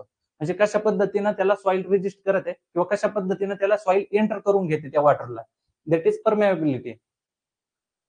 हे बघ it is the ability of soil for transmitting water. म्हणजे जे वॉटरची मुवमेंट किंवा ऍक्च्युअली वॉटरची जी काही एंट्री करून घेण्याची क्षमता आहे त्याला परमेबिलिटी म्हणायची. मग हे वेगवेगळे सँडसिल्ट क्ले वगैरे असेल ग्रॅव्हल वगैरे असेल तर त्यांचं आपण डायग्रामॅटिक या ठिकाणी प्रेझेंटेशन दिलंय. आता केमिकल प्रॉपर्टी वगैरे कोणत्या असेल सॉइलच्या. ठीक आहे. मग सॉइल कलर वगैरे असेल त्या ठिकाणी वेगवेगळे ते स्पेसिफिक व्हॅल्यूम पोरोसिटी वॉइड. ठीक आहे. ही केमिकल प्रॉपर्टी सॉइल या ठिकाणी सॉइल व्हॅल्यूम वगैरे काय सरफेस एरिया वगैरे काय साईज वगैरे काय आहे ते. ठीक आहे. थोडस क्ले मिसेल कशाला म्हणायचं ऍब्सॉर्प्शन कशाला म्हणायचं ऍब्सॉर्प्शन कशाला म्हणायचं ते पण आपण बघणार आहे सगळं. ठीक आहे. हे याच्या क्वेश्चन विचारला जातो.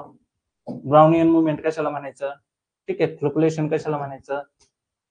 टाइप्स ऑफ सॉइल कोलाइड्सचे टाइप्स कोणते या ठिकाणी जनरली किती तुम्हाला माहिती आहे 2 मेन टाइप पडतात. एक इनऑर्गॅनिक आणि ऑर्गॅनिक. ऑर्गॅनिक मध्ये ह्युमस आहे त्याच्यानंतर हे डायरेक्ट ऑप्शन आहे तुम्हाला. ठीक आहे. हे डायरेक्ट ऑप्शन असू शकतात.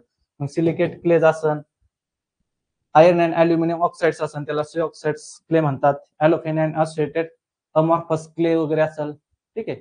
Layers of silicate clay, silica dominated, aluminium magnesium dominated कोणते, सिलिका टेट्राहेड्रॉन, अल्युमिनियम ऑक्टाहेड्रॉन, हे सगळ्या कन्सेप्ट आपण लेक्चर मध्ये बघणार आहोत. ठीक आहे.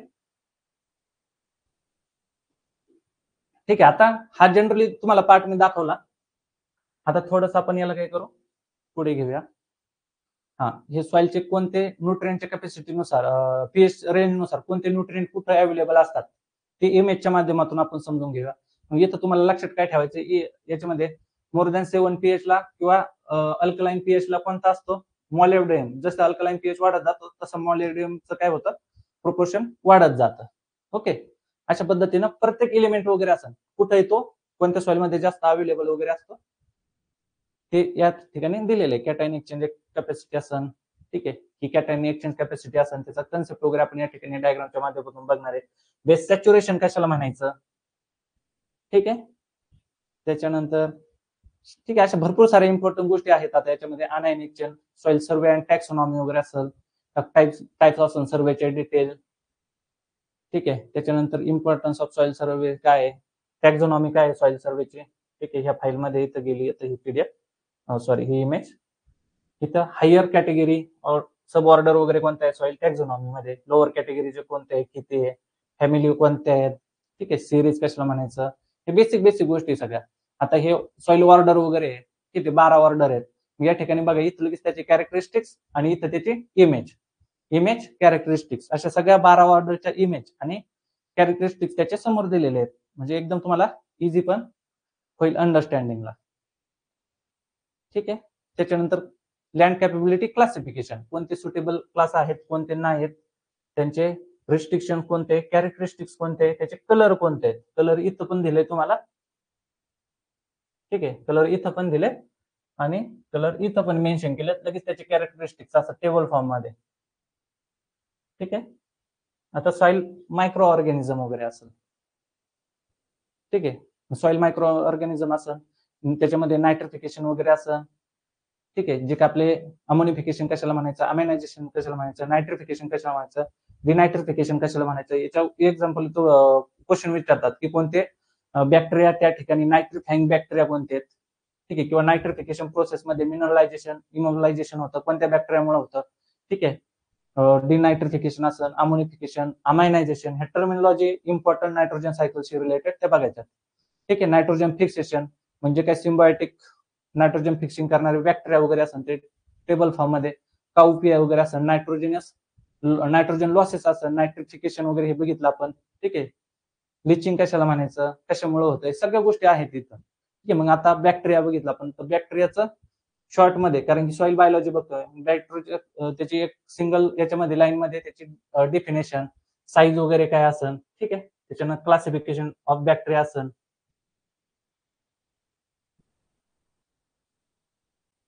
ठीक आहे. पॉप्युलेशन किती सॉइल मध्ये. ओके. डिस्ट्रीब्युशन पॅटर्न कसा आहे त्याचा. त्याच्यानंतर bacterial factors affecting bacterial population, कोणते कोणते फॅक्टर्स आहेत. ठीक आहे. आता हे इम्पॉर्टंट आहे. टेम्परेचर, मेझोफाइल्स कशाला म्हणायचं, सायक्लोफाइल्स कशाला म्हणायचं, थर्मोफाइल्स कशाला म्हणायचे, टेम्परेचर रेंज आपल्याला विचारली जाते. ठीक आहे. सॉइल रिएक्शन नुसार, अल्कली सॉइल मध्ये किंवा ऍसिड सॉइल असेल, बॅक्टेरिया किंवा त्याचं प्रोपोर्शन किती असतं, न्यूट्रलला जास्त असतो का, ऍसिडला जास्त असतो का, इकडं अल्कलाइनला जास्त असतो. अशा पद्धतीनं त्याचा रोल वगैरे काय, फंगाय वगैरे काय असेल ते. ठीक आहे. अशा पद्धतीनं आता हे प्रॉब्लेमॅटिक सॉइल, इथं प्रॉब्लेमॅटिक सॉइल खूप इम्पॉर्टंट चॅप्टर आहे. ठीक आहे. पोल्युशनचा एक पार्ट इथं छोटासा, आणि इथं प्रॉब्लेमॅटिक सॉइल वगैरे असं, ह्या सगळ्या एकदम प्रॉपर दिलेल्या आहेत. एवढ्या डिटेलमध्ये तुम्हाला प्रॉब्लेमॅटिक सॉइल कुठंच नाही भेटणार. ठीक आहे. हे पीएच ची रेंज वगैरे असेल. ठीक आहे.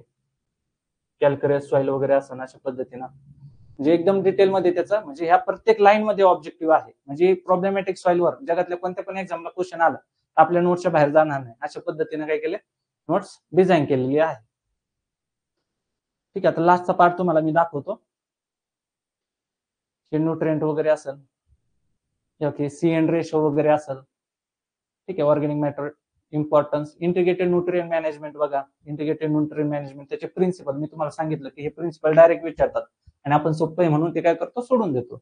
मग गोल्स वगैरे कोणते आहेत, ऍडव्हान्टेजेस कोणते आहेत, सिंपल याच्यामध्ये chemical fertilisers and nutrient use, important part, characteristics of complex fertiliser, straight fertiliser कशाला म्हणायचं, ठीक आहे, कॉम्प्लेक्स फर्टिलायझर कशाला म्हणायचं, मिक्स फर्टिलायझर कशाला म्हणायचं, ठीक आहे, त्याच्यानंतर कम्प्लीट फर्टिलायझर कशाला म्हणायचं, फर्टिलायझर मिक्सचर कशाला म्हणायचं, ठीक आहे. हे दोन टाइप्स आहे फर्टिलायझर मिक्सचरचे, ओपन फॉर्म्युला आणि क्लोज फॉर्म्युला. ओपन फॉर्म्युला मध्ये जे पर्सेंटेज वगैरे असतं, प्रोपोर्शन वगैरे ते शो केलं जातं.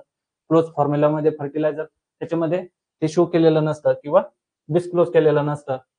फर्टिलायझर रेशो कशाला म्हणायचं, फर्टिलायझर ग्रेड कशाला म्हणायचं, हे जेवढे आता टर्मिनॉलॉजी डिस्कस केलाय ह्या खूप इम्पॉर्टंट टर्मिनॉलॉजी आहेत.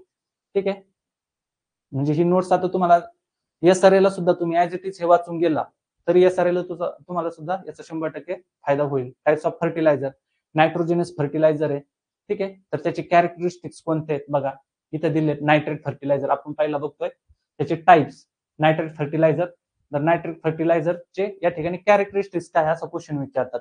हे काय हायली मोबाईल इन सॉइल आहे, ठीक आहे, हायली सोल्युबल आहे, denitrification in water logged soil मध्ये होतं, more suitable for dry region, ठीक आहे, बेसिक इन रेसिड्युअल इफेक्ट वगैरे कसा असतो त्याचा, ठीक आहे, टॉप ड्रेसिंग साठी सुटेबल वगैरे आहे. सोडियम नायट्रेट असं ना त्यात सोडियम नायट्रेट लगेच H2O मध्ये म्हणजे वॉटर मध्ये सोल्युबल आहे, ठीक आहे, गुड फॉर टॉप ड्रेसिंग वगैरे असं, ठीक आहे, अमोनियम फर्टिलायझर वगैरे असं, लगेच त्याचे जनरल कॅरेक्टरिस्टिक्स म्हणजे खूप तुम्हाला इंटरेस्ट येईल.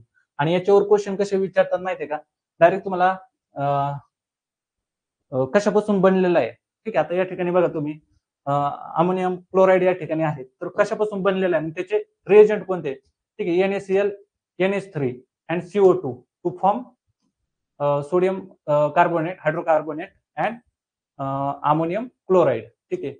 मग हे काय, हे फॉर्म होतं यांची रिएक्शन केल्यानंतर, हे रिएजंट वाजल्यानंतर अशा पद्धतीने सुद्धा तुम्हाला क्वेश्चन विचारतात ते, ठीक आहे. याच्यात किती कंटेंट आहे परत, ठीक आहे, रेजिस्टंट टू लिचिंग लॉसेस आहे, त्याच्यानंतर more acidic compare to ammonium sulphate, ठीक आहे, असं कम्पॅरिझन वगैरे, ठीक आहे. मग याची बेसिक इक्विव्हॅलंट वगैरे किती असणार आहे ते या ठिकाणी दिले, ते आपण पुढे सगळं बघणार आहे. अमोनियम सल्फेट, त्याची प्रॉपर्टीज वगैरे एकदम डिटेल मध्ये, म्हणजे तुम्हाला तो टॉपिक आला तर तिसरं बघायचीच गरज नाही. आता सिंपल मध्ये इथं काय दिलं तुम्हाला, लगेच स्टेप दिल्या कशा पद्धतीने तयार केलंय. मॅन्युफॅक्चरिंग ऑफ कॅन, कॅन तुम्हाला माहिती आहे न्यूट्रल फर्टिलायझर आहे, एक्सक्लुझिव्ह आहे, हायग्रोस्कोपिक आहे जास्त, ठीक आहे. कॅन वगैरे, can calcium ammonium nitrate, okay, basic reaction वगैरे आहे.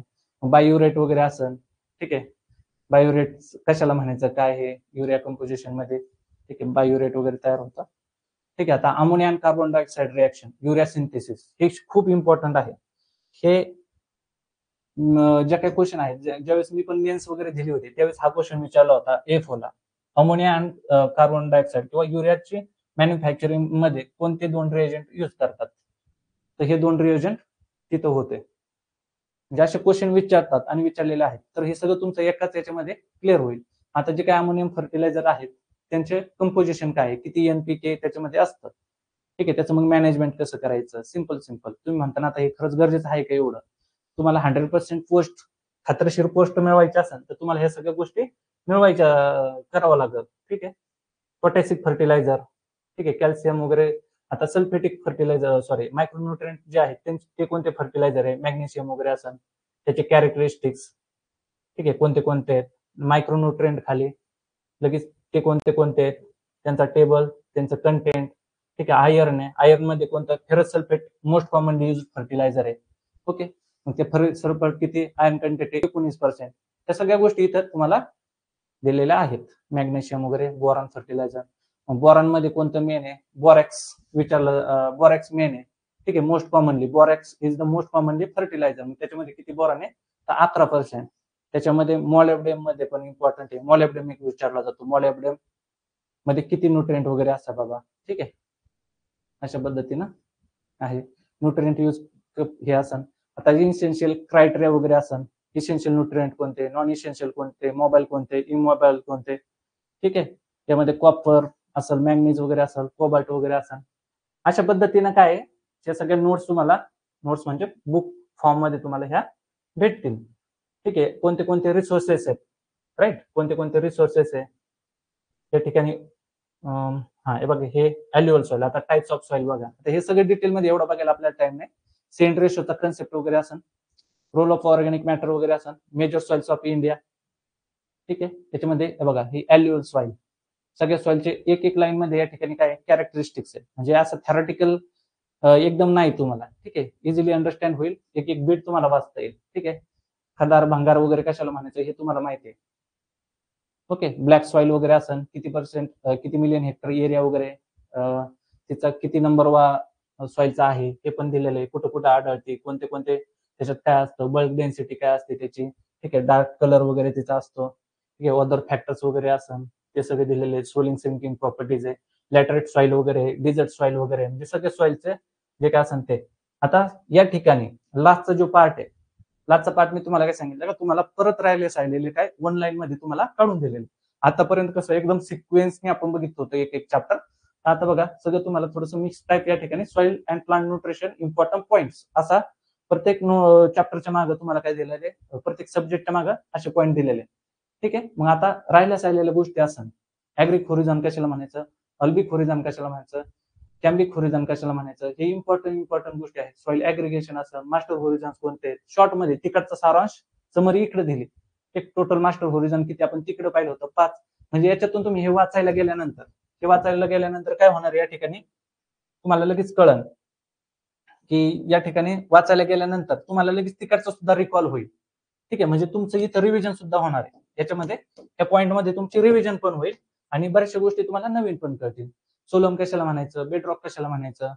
ठीक आहे, हे असं सॉइल ऑर्डर्स कशाला म्हणायचं, त्या ज्या आपण ऑर्डर्स बघितल्या त्या परत एक एक लाईन मध्ये इथं दिल्यात, एक एक लाईन मध्ये. ठीक आहे, संपल्या orders. Special soil categories, intrazonal soil, bog soil, मेलो सॉइल्स कशाला म्हणायचं.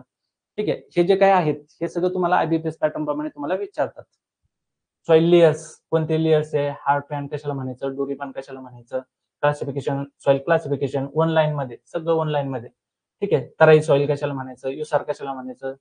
ठीक आहे, सॉइल मोनोलिथ कशाला म्हणायचं, नंबर ऑफ ऑर्डर किती, इपिपेडॉन कशाला म्हणायचं, एक्झोपेडॉन कशाला म्हणायचं. ठीक आहे, सगळं तुम्हाला या ठिकाणी दिलेलं आहे. सॉइल एरेशन कशाला म्हणायचं, gas exchange, oxygen diffusion rate कशाला म्हणायचं. ठीक आहे, हे तुम्हाला ओडीआर रिक्वायरमेंट्स वगैरे दिलंय सगळं. Thermal conductivity, diffusivity, heat capacity, specific heat कशाला म्हणायचं. ठीक आहे, सॉइलची किती स्पेसिफिक हीट वगैरे हे ते. ठीक आहे, सबस्टन्सेस, स्पेसिफिक हीट, वॉटरची, ऑर्गॅनिक मॅटरची, आईसची, ह्युमसची, मिनरलची, हे क्वेश्चन डायरेक्ट विचारता याच्यावर. हे काय केलेलं आपण सगळ्या राहायला सांगितलेल्या गोष्टी. आता सॉइल पीएच असेल तर पीएच विषय कोणी टर्म कॉइन केली हे तिकडं पण दिलेलं आहे.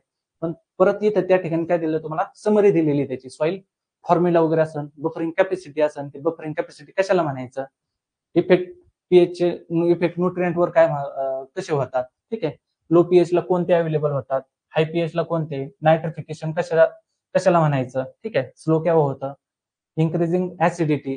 ठीक आहे, या ठिकाणी अवेबिलिटी कोणती होणार, ऍसिडिटी इन्क्रीज वगैरे झाली तर, आणि डिक्रीज झाले तर काय होणार. ठीक आहे, मग आता मायक्रो ऑर्गॅनिझम वगैरे असं इथं. ठीक आहे, आता इथं बघा, हे खूप इम्पॉर्टंट, तुम्हाला माहिती आहे, तुम्ही बऱ्याचशा एक्झामला याच्यावर क्वेश्चन पण बघितले असाल. बघा, एकदम छोट्या छोट्या याच्यामध्ये फंजाय कशात जास्त आहे, फेवर ऍसिडिक पीएच. ठीक आहे, आणि किती त्याची range. Bacteria neutral pH, protozoa neutral pH, actinomycetes slightly alkaline, त्याचं पीएच.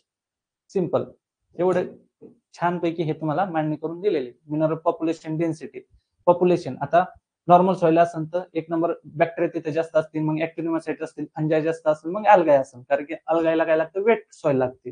हिरे आणि सेमी रेडी असेल तर ऍक्टिनोमायसाइट्स लागतं. तुम्हाला माहिती आहे, पाऊस पडल्यानंतर आपल्याला काय लागतं, पहिला पाऊस पडल्यानंतर वास येतो, तो कशामुळे येतो, ऍक्टिनोमायसाइट्स. ऍक्टिनोमायसाइट्स म्हणजे आता लाईव्ह ऍक्टिनोमायसाइट्स मुळे येत नाही तो, पहिली गोष्ट. आता आपल्याला एवढंच माहितीये का, ऍक्टिनोमायसाइट्स त्याच्यामुळेच येतो. पण ऍक्च्युअली काय असतं की ते ऍक्टिनोमायसाइट्स डाय झाल्यानंतर, किंवा ते जे काही केमिकल किंवा टॉक्सिक केमिकल्स वगैरे जे काही सिक्रेट करतात, त्यांचा आणि वॉटरशी कॉन्टॅक्ट आल्यानंतर काय होतं, त्याचा वास येतो. ओके, हे एक प्रॉपर कन्सेप्ट झाला. वॉटर लॉक्ड सॉइल ते किती अवेलेबल, म्हणजे बऱ्यापैकी तुमचा कन्सेप्च्युअल स्टडी इथं होणार. आल्गे टाइप्स कोणता आहे, सायनोफायटा कशाला म्हणायचं, क्लोरोफायटा कशाला म्हणायचं.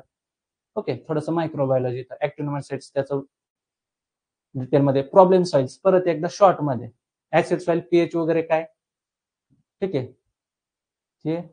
हे तुम्हाला विचारलं जातं. अक्यूची जो काही सॉइलचा डिसीज आहे, ठीक आहे, तो कशामुळे होतो? Flooded soil here H2S is formed due to reduction of sulphates and anaerobic decomposition. म्हणजे सल्फेटचं काय होतं? एनारोबिक डिकम्पोजिशन होतं ऑर्गॅनिक मॅटर सोबत. मग त्यावेळेस काय होतं?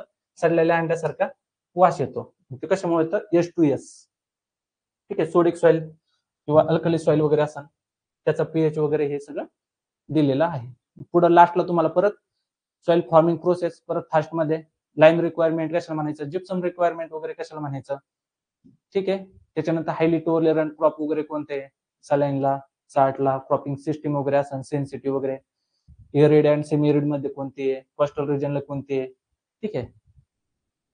म्हणजे एकच पुस्तकात तुम्हाला सगळंच भेटणार, ठीक आहे. बघा आता जिप्सम रिक्वायरमेंट, रिक्लेमिनेशन वगैरे असं, ठीक आहे. त्याच्या डेफिनेशन वगैरे पण दिलेल्या आहेत खाली, ठीक आहे. टाइप्स ऑफ ऍसिडिटी तिकडे पण आहेत, ठीक आहे. पण आता आपल्याला एवढं सगळं डिटेलमध्ये बघायला नाही काय. लाईम रिक्वायरमेंट वगैरे असेल, ठीक आहे. तर ज्या पोरांचा चांगला अभ्यास असेल त्या पोरांचं एक रिव्हिजन टाईप झाल्यासारखं हे पार्ट झाला असेल, ठीक आहे. आता हे वॉटर लॉगिंग कंडिशन कुठं किती, वर्ल्डमध्ये किती, इंडियामध्ये किती, वेस्ट बंगालमध्ये किती, ह्याच्यावर क्वेश्चन विचारले जातात, ठीक आहे. ह्याच्यावर विचारले जातात कारण की लास्ट टाइमचा जो पेपर होता तो 50% अवघड पेपर होता आणि करंटशी रिलेटेड जास्त होता. म्हणजे असे वर्ड असे विचारले जातात तुम्हाला डायरेक्ट विचारतील वॉटर लॉगिंग सॉइल इंडियामध्ये किती किती मिलियन हेक्टर आहे, असे क्वेश्चन विचारले जातात IBPS ला, ठीक आहे. त्याच्यामुळं ठीक आहे. आता हे ODR कन्सेप्ट वगैरे असं तो काय असतो, ऑक्सिजन डिफ्युजन रेट वगैरे, सॉइल अमिलरेशन, ठीक आहे. म्हणजे हे पुस्तकाचा पार्ट मी तुम्हाला सांगतोय, ठीक आहे. माझं बुक जे असणार आहे ते बुक मध्ये तुम्हाला ह्या गोष्टी भेटणार आहेत, ठीक आहे.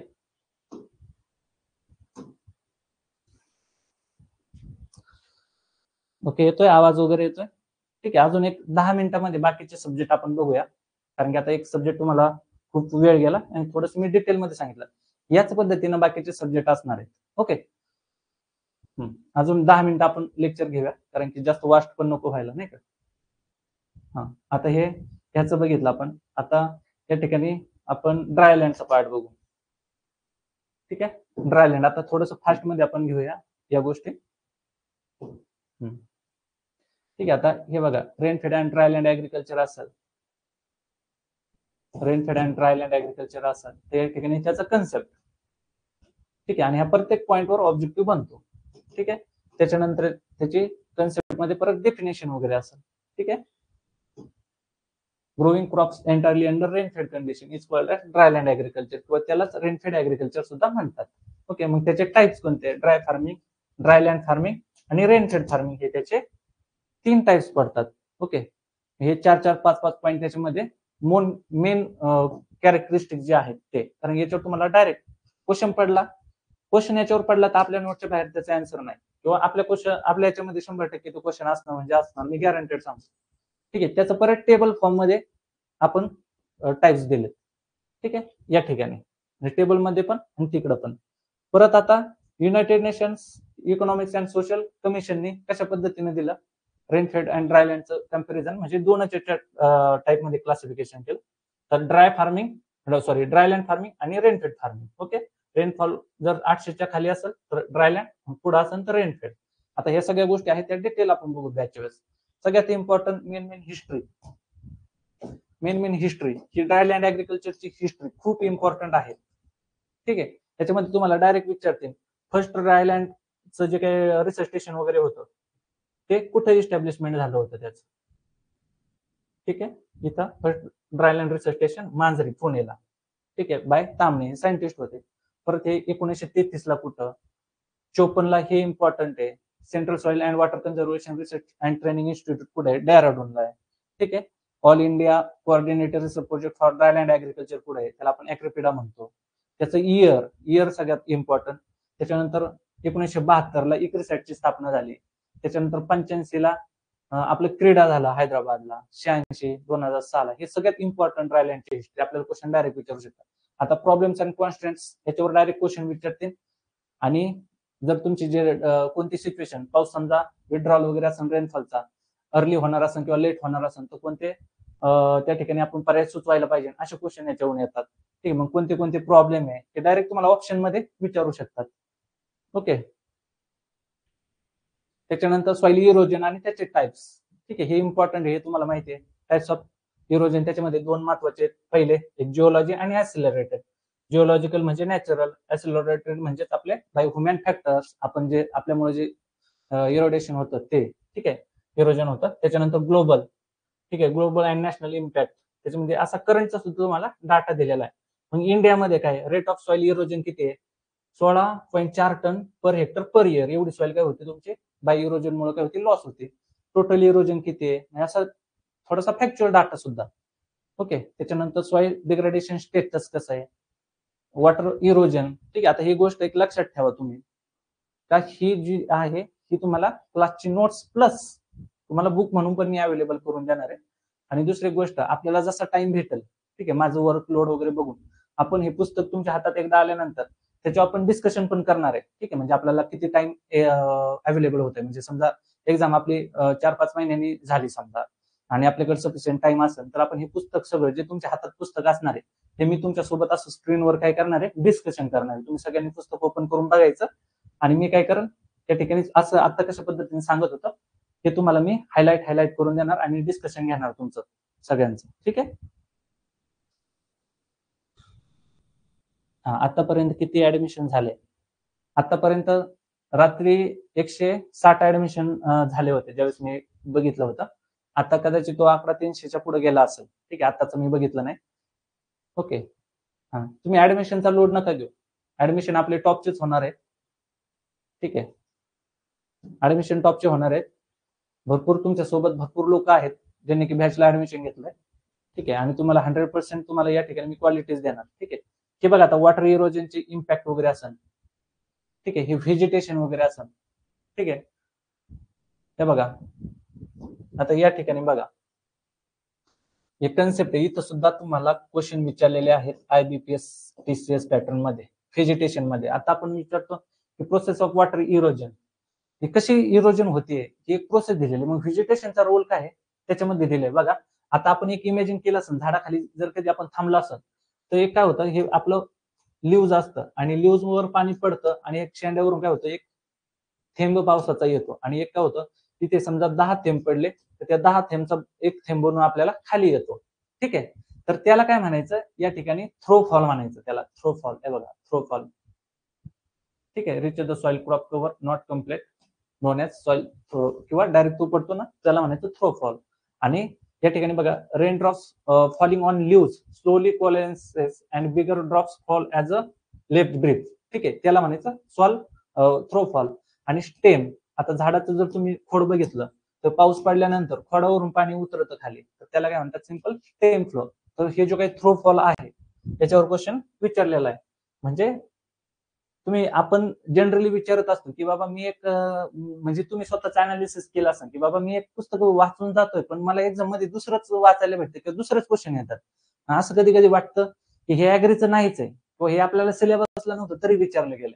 ठीक आहे, तर मग हे बघा, आता तुम्हाला जर आता वॉटर इरोजन मध्ये हे जर विचारलं तर जनरल तुम्हाला जर आयडियाच नसते याच्याबद्दल तर हा क्वेश्चन कुठून आला हा तुम्हाला समजलंच नसतं. बट आता मी तुम्हाला इथं सांगितलं आणि याच्यावर जर क्वेश्चन आला तर तुम्ही म्हणता ड्रायलँड मध्ये टाइप्स ऑफ इरोजन मध्ये प्रोसेस ऑफ वॉटर इरोजनचा त्याच्यातला व्हेजिटेशनचा टॉपिक आहे आणि तिथून काय आलाय पॉइंट आहे, तिथून आपल्याला हे कन्सेप्ट तिथं दिलेला आहे. मग बघा असं असतं, त्याच्यामुळं रेफरन्स बुक वगैरे जे असतील तर रेफरन्स बुक मध्ये ह्या गोष्टी दिलेल्या असतात. त्याच्यामुळे काय होतं, आपल्याला वाटतं की ते आउट ऑफ बॉक्स आहे, बट ते आउट ऑफ बॉक्स नसतात, कारण की आपण तेवढ्या डिटेलिंग गोष्टी केलेल्या नसतात किंवा त्या बेसिक गोष्टी त्या केलेल्या नसतात, त्याच्यामुळे आपल्याला त्याची लिंक लागत नाही. ओके, आता जास्त आपल्याला या ठिकाणी वेळ नाही घ्यायचा कारण की बाकी भरपूर साऱ्या नोट्स आहेत तुम्हाला त्या दाखवायच्यात अजून एक 10 मिनिटांमध्ये. ठीक आहे, या ठिकाणी आता types of erosion, splash erosion असेल, शीट इरोजन, रील इरोजन, त्या सगळ्या गोष्टी आपण या ठिकाणी दिलेल्या आहेत. ठीक आहे, एकदम सिंपल मध्ये तुम्हाला खूप एक्स्ट्रा गोष्टी नवीन शिकायला भेटतात ज्या की एक्झामसाठी खूप इम्पॉर्टंट आहे. ठीक आहे, या ठिकाणी बघा, okay, universal soil loss equation ते इम्पॉर्टंट होतं. तर विंड इरोजन वगैरे असेल, त्याचे टाइप्स असेल, सरफेस क्रिप असेल, रोलिंग अँड स्लायडिंग होतं सॉइल पार्टिकलचं, साल्टेशन कशाला म्हणायचं, हे प्रोपोर्शन, ठीक आहे, हे पर्सेंटेज किती होतं, त्याची साईज पार्टिकल किती होती, सरफेस क्रिप होणार आहे. ठीक आहे. साल्टेशन, इनिशियल और first stage of particle movement. तुम्हाला विचारतील first stage of wind erosion असं जर विचारलं, फर्स्ट स्टेप हे एकदम बारकाईने क्वेश्चन बघायचे असतात. तर रोलिंग अँड स्लायडिंग ज्या ठिकाणी होतं ते सरफेस क्रिप, बट या ठिकाणी इनिशियल और first stage of particle movement. Particle म्हणजे काय होतं, या ठिकाणी मुवमेंट होती पार्टिकलची. ठीक आहे. या ठिकाणी काय होतात, पार्टिकल काय होतात, असं समजा आपण बॉल तिकडं बॉल जर टाकला तर बॉल कसा होतो, असा बाउन्स होऊन येतो. मग त्या पद्धतीनं साल्टेशन मध्ये पार्टिकलची काय होते, मुवमेंट होती. आणि सरफेस क्रिप मध्ये काय होतं, हळूहळू पार्टिकल मुवमेंट झाल्यानंतर, ठीक आहे, पार्टिकल मुवमेंट झाल्यानंतर काय होतं, असा जमिनीलगत तो आधी जातो आणि नंतर जास्त स्पीड घेतल्यानंतर परत बाउन्स व्हायला लागतो. ओके. आता हे सगळं आपण डिटेलमध्ये बघणार आहे. हे डायरेक्ट 50 ते 70% ऑफ टोटल मुवमेंट हे साल्टेशन मध्ये, हे जे काही स्टॅटिस्टिकल डाटा दिलेला आहे खूप इम्पॉर्टंट आहे. सस्पेन्शन मध्ये काय होतं, पार्टिकल साईज किती असते त्याची, तर लेस दॅन 0.1 mm, ह्या सगळ्या गोष्टी विचारलेल्या आहेत. ठीक आहे. आता soil loss equation from wind erosion हे किती आहे. ठीक आहे. तर असा गली इरोजन वगैरे असन, त्याचे स्टेजेस वगैरे असन, ठीक आहे, त्याचे शेप वगैरे असन, हे ड्रायलँड वगैरे बघतो आपण. ओके. अशा पद्धतीनं बघा आता हे,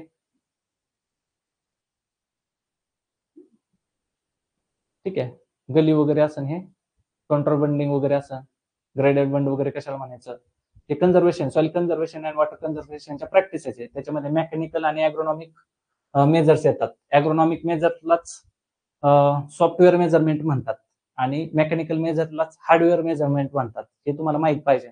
अशा नवीन नवीन कन्सेप्ट आपण बघणार आहेत. नवीन नवीन म्हणण्यापेक्षा जे की तुम्ही कधी ऐकलेलं नसाल. ओके. पण एक्झामच्या दृष्टीनं महत्वाच्या. ठीक आहे. मग हे टेबल टॉप कशाला म्हणायचं, आउटवर्ड कशाला म्हणायचं, इनवर्ड स्लोप कशाला म्हणायचं, हे सगळं आपण बॅच मध्ये बघूया. ठीक आहे. Conservation practices, counter terracing, compartmental bunding वगैरे कशाला काय म्हणायचं. ठीक आहे. हे ड्राऊटचा पार्ट इथं, ड्राऊट एरियाज कशाला म्हणायचं, ड्राऊट इयर कशाला म्हणायचं, अनावरेज सिस्टीम, ऍग्रीएमपीसी मेन्सला ऑब्जेक्टिव्ह ज्या वेळेस होती, प्रिव्हियस इयरच्या क्वेश्चन मध्ये, ऑब्जेक्टिव्ह मध्ये खूप वेळेस हा क्वेश्चन विचारलेला आहे. ठीक आहे. आणि आता सुद्धा आपल्याला तो इम्पॉर्टंट आहे. ठीक आहे. त्याच्यानंतर ड्राउटचं क्लासिफिकेशन बघा. आता बेस्ड ऑन ड्युरेशन परत 4 टाईप येतात. ठीक आहे. या ठिकाणी classification based on relevance to user, याचे परत 4 टाईप आहे. ठीक आहे. त्याच्यानंतर 4-5 टाईप आहे त्याचे. हे बघा, हे क्वेश्चन बँकला विचारला होता, सोशो इकॉनॉमिक ड्राउट म्हणजे काय, आपण तो हे कधी वाचलेलंच नसणार आहे. ठीक आहे. त्याच्यामुळे हे क्वेश्चन इम्पॉर्टंट आहेत. हे बुकच इम्पॉर्टंट आहे. बुक म्हणजे तशा प्रकारे डाटा मी तुम्हाला दिलेला आहे. Based on time of occurrence, early season drought, mid season आणि लेट सीझन, हे त्याचे 3 type. Other terms to describe drought, relative drought, physiological drought वगैरे कशाला म्हणायचं. अशा पद्धतीनं बघा, ड्राउटचं मी किती जवळपास 12-13 टाईप मध्ये त्याचं क्लासिफिकेशन केलं. बाकीच्या नोट्स मध्ये जर तुम्ही बघितलं असेल आतापर्यंत, तर किती तुम्हाला 4-5 टाईप तुम्हाला फक्त त्या ठिकाणी दिसले असेल. मेट्रोलॉजिकल डाऊट कशा म्हणायचं, हायड्रोलॉजिकल डाऊट, ऍग्रिकल्चर डाऊट, बस एवढंच. ठीक आहे. आता मल्चिंग वगैरे असेल, सॉइल मल्चेस कशाला, डस्ट मल्च कशाला म्हणायचं, स्ट्रॉ मल्च वगैरे कशाला म्हणायचं, वॉटर हार्वेस्टिंग कशाला म्हणायचं, लाईक सेव्हिंग इरिगेशन, प्लास्टिक मल्चेस वगैरे काय, त्याचा इम्पॅक्ट वगैरे काय, व्हर्टिकल मल्चिंग कशाला म्हणायचं, ठीक आहे, पेबल मल्च कशाला म्हणायचं, अँटी ट्रान्सपरंट आहे, लाईव्ह मल्च कशाला म्हणायचं. बघा, हे सगळ्यात मल्चिंग मध्ये लगेच 10 टाईप्स मल्चिंगचे आले तिथे. ठीक आहे. मग ड्रायलँडचा पार्ट बघतो. मग पेबल मल्च कशाला म्हणायचं, समजा फ्रूट ट्री आहे, आंब्याचं झाड आहे आपलं, आंब्याची बाग लावली आणि आंब्याच्या बाजूने आपण दगडाचे गोटे टाकलेत, सगळे ऑपरेशन होऊ नये म्हणून आपण दगड टाकले त्याच्या कडन. ठीक आहे. मग ते काय झालं, pebble mulching. Okay. Stones are place on the surface, anti transparent. मग टेबल फॉर्म मध्ये सिंपल तुमच्या लक्षात राहण्याचं टाइप्स ऑफ अँटी ट्रान्सपरंट कोणते, त्याच्यामध्ये प्लांट ग्रोथ रेग्युलेटर कॅटेगरीमध्ये कोणते येतात, स्टॉमेट क्लोजिंग कोणते, फिल्म फॉर्मिंग कोणते, रिफ्लेक्टन टाईप कोणते. ठीक आहे. त्याचं लगेच आता इथं थोड्याशा टर्मिनॉलॉजी बघा.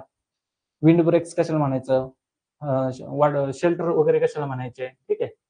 ऍग्रो फॉरेस्ट्री मध्ये बघा, ॲले क्रॉपिंग वगैरे कशाला म्हणायचं. तो परत पार्ट आपण याच्यामध्ये बघणारच आहे.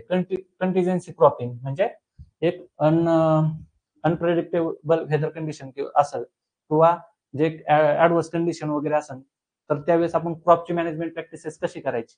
समजा आता मान्सून सुरू झाला होता, चांगला पाऊस वगैरे पडला, लोकांनी पेरण्या वगैरे केल्या आणि आता पाऊसच बंद झाला, महिनाभर झाले पाऊसच नाही.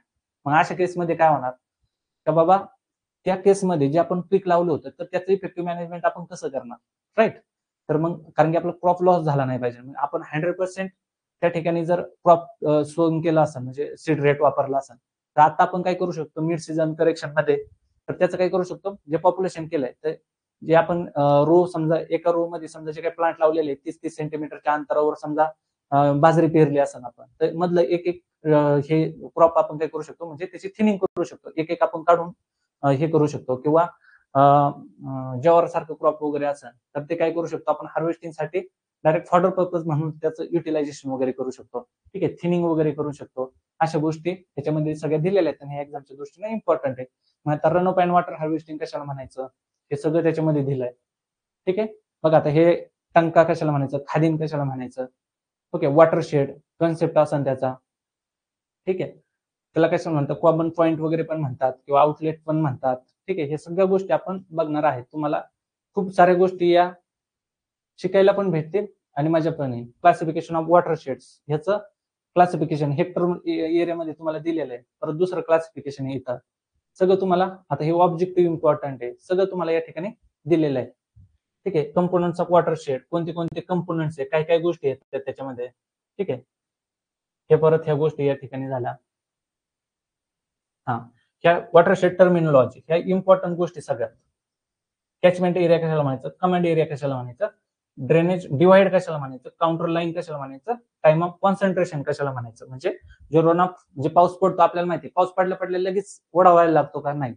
मग पाऊस पडल्यानंतर जे काही आपलं म्हणतो की पाणी पळायला लागलं, ते पाणी पळण्यापर्यंतचा जो काही टाइम असतो त्याला म्हणतात time of concentration. Drainage divide म्हणजे काय, जे काही दोन ड्रेनेज असणार आहे त्याच्यामधली एक जे लाईन असणार आहे वॉटरशेड एरिया जो असणार आहे त्याच्यात दोन डिवाइड करणार आहे. म्हणजे बघा हा एक डोंगर असेल, ओके, तर एक समजा हा डोंगर असेल, ठीक आहे, आणि इकडे एक तळ आहे आणि इकडे एक तळ आहे. ओके, मग इथून पडणारं पाणी ह्या तळ्यात जाणार आहे, इथून पडणारं पाणी ह्या तळ्यात जाणार आहे. ह्या दोन एरिया मधली जी काही लाईन आहे त्याला म्हणायचं ड्रेनेज डिवाइड. हे कन्सेप्ट वगैरे आहेत ते तुम्हाला इम्पॉर्टंट आहेत. ओके, हे आता आपण बघितलं. हा, आता हे बघा या ठिकाणी water conservation and harvesting techniques कोणत्या. आता इथं मी ऑलरेडी डिस्कस केलं, मेकॅनिकल मेजर्स किंवा इन्स्टिट्यूट मेजर्स वगैरे कोणते, ॲग्रोनॉमिकल मेजर्स कोणते. ठीक आहे, या ठिकाणी रेजेस फिरोज असतील हे इन्स्टिट्यूट मध्ये येतात. ठीक आहे, हे ब्रॉड बेड फिरोज खूप इम्पॉर्टंट आयसीआरने डेव्हलप केलाय. ह्याची साईज वगैरे किती, बेडची असन, रेजेसची असन, ठीक आहे, किती सेंटीमीटरची विड्थ असते, डेप्थ असते, हे खूप इम्पॉर्टंट. आणि कोणी डेव्हलप केलंय, कशासाठी, याचे रोल काय, हे सगळं इथं दिलंय आणि खूप इम्पॉर्टंट. लगेच त्याची इमेज इथं दिलेली आहे. ठीक आहे, वेगवेगळे इमेज आपण या ठिकाणी दिलेले आहे. स्कूपिंग कशाला म्हणायचं, इंटरप्लॉट वॉटर हार्वेस्टिंग कशाला म्हणायचं, ॲग्रोस्टोलॉजिकल मेजर्स कशाला म्हणायचं. ठीक आहे, ड्रायलँड ॲग्रिकल्चर इम्पॉर्टंट पॉईंट्स. आता ड्रायलँड बघितलं त्याचे इम्पॉर्टंट पॉईंट्स. पिक्चर फार्मिंग कशाला म्हणायचं, कल्टिवेटेड लँड इन इंडिया. ठीक आहे, ते ड्रायलँड एरिया किती, कल्टिवेटेड एरिया किती, इरिगेटेड एरिया किती, बघा फॅक्च्युअल डाटा इम्पॉर्टंट पॉईंट मध्ये, हिस्टॉरिकल डाटा. त्याच्यानंतर crop planning and droughts types, dry spell वगैरे कशाला म्हणायचं, इनव्हिजिबल ड्राउट कशाला म्हणायचं, ड्राउट कशाला म्हणायचं. ठीक आहे, डिझर्टिफिकेशन कशाला म्हणायचं, सिल्टिंग अँड वॉटर स्ट्रेस. ठीक आहे, या ठिकाणी इन्स्टिट्यूटची हिस्ट्री बघा, इथं आयसीआर कधी आलं, इक्रिसॅट कधी आलं, क्रीडा कधी आलं.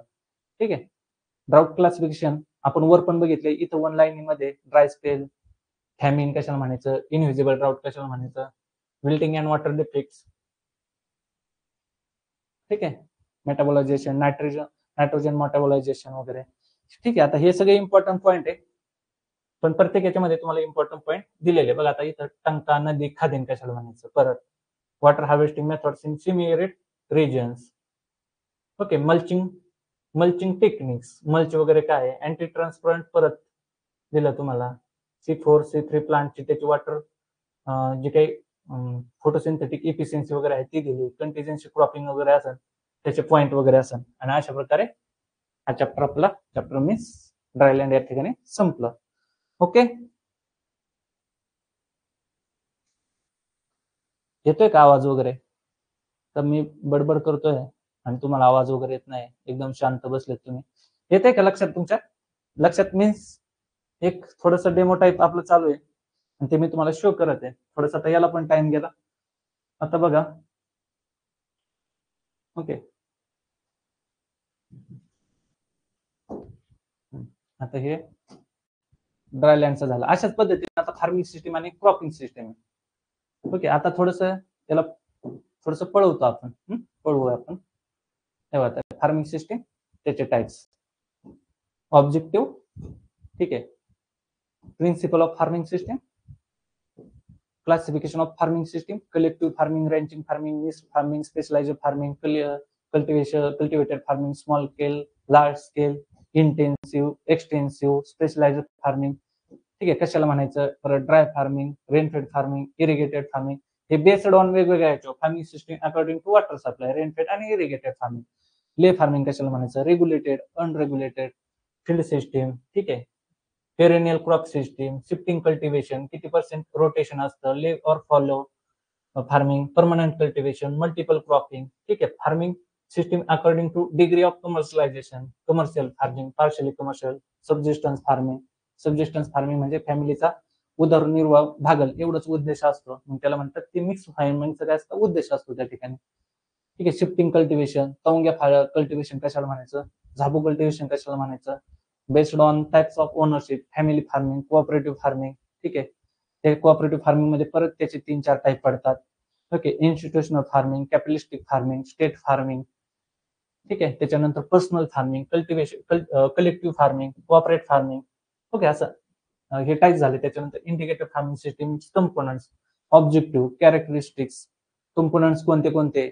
ओके, त्याच्यानंतर अलाइड एंटरप्राइजेस काय असतं, मग बी किपिंग वगैरे असं शॉर्ट मध्ये ते, त्याच्या कोणत्या स्पेसिस आहे. ऍपिकल्चर आपण परत पार्ट बघणार आहे एंटोमॉलॉजी मध्ये, पण ऍपिस मेलिफेरा, त्याच्या सेरिकल्चर असं कोणते प्लांट आहेत, ठीक आहे, ठीक मोस्ट वाईडली यूज केले जातात सेरिकल्चर मध्ये वगैरे. टाइप्स ऑफ सिल्कवर्म कोणत्या आहे, scientific name, silk type, host plant, habitat.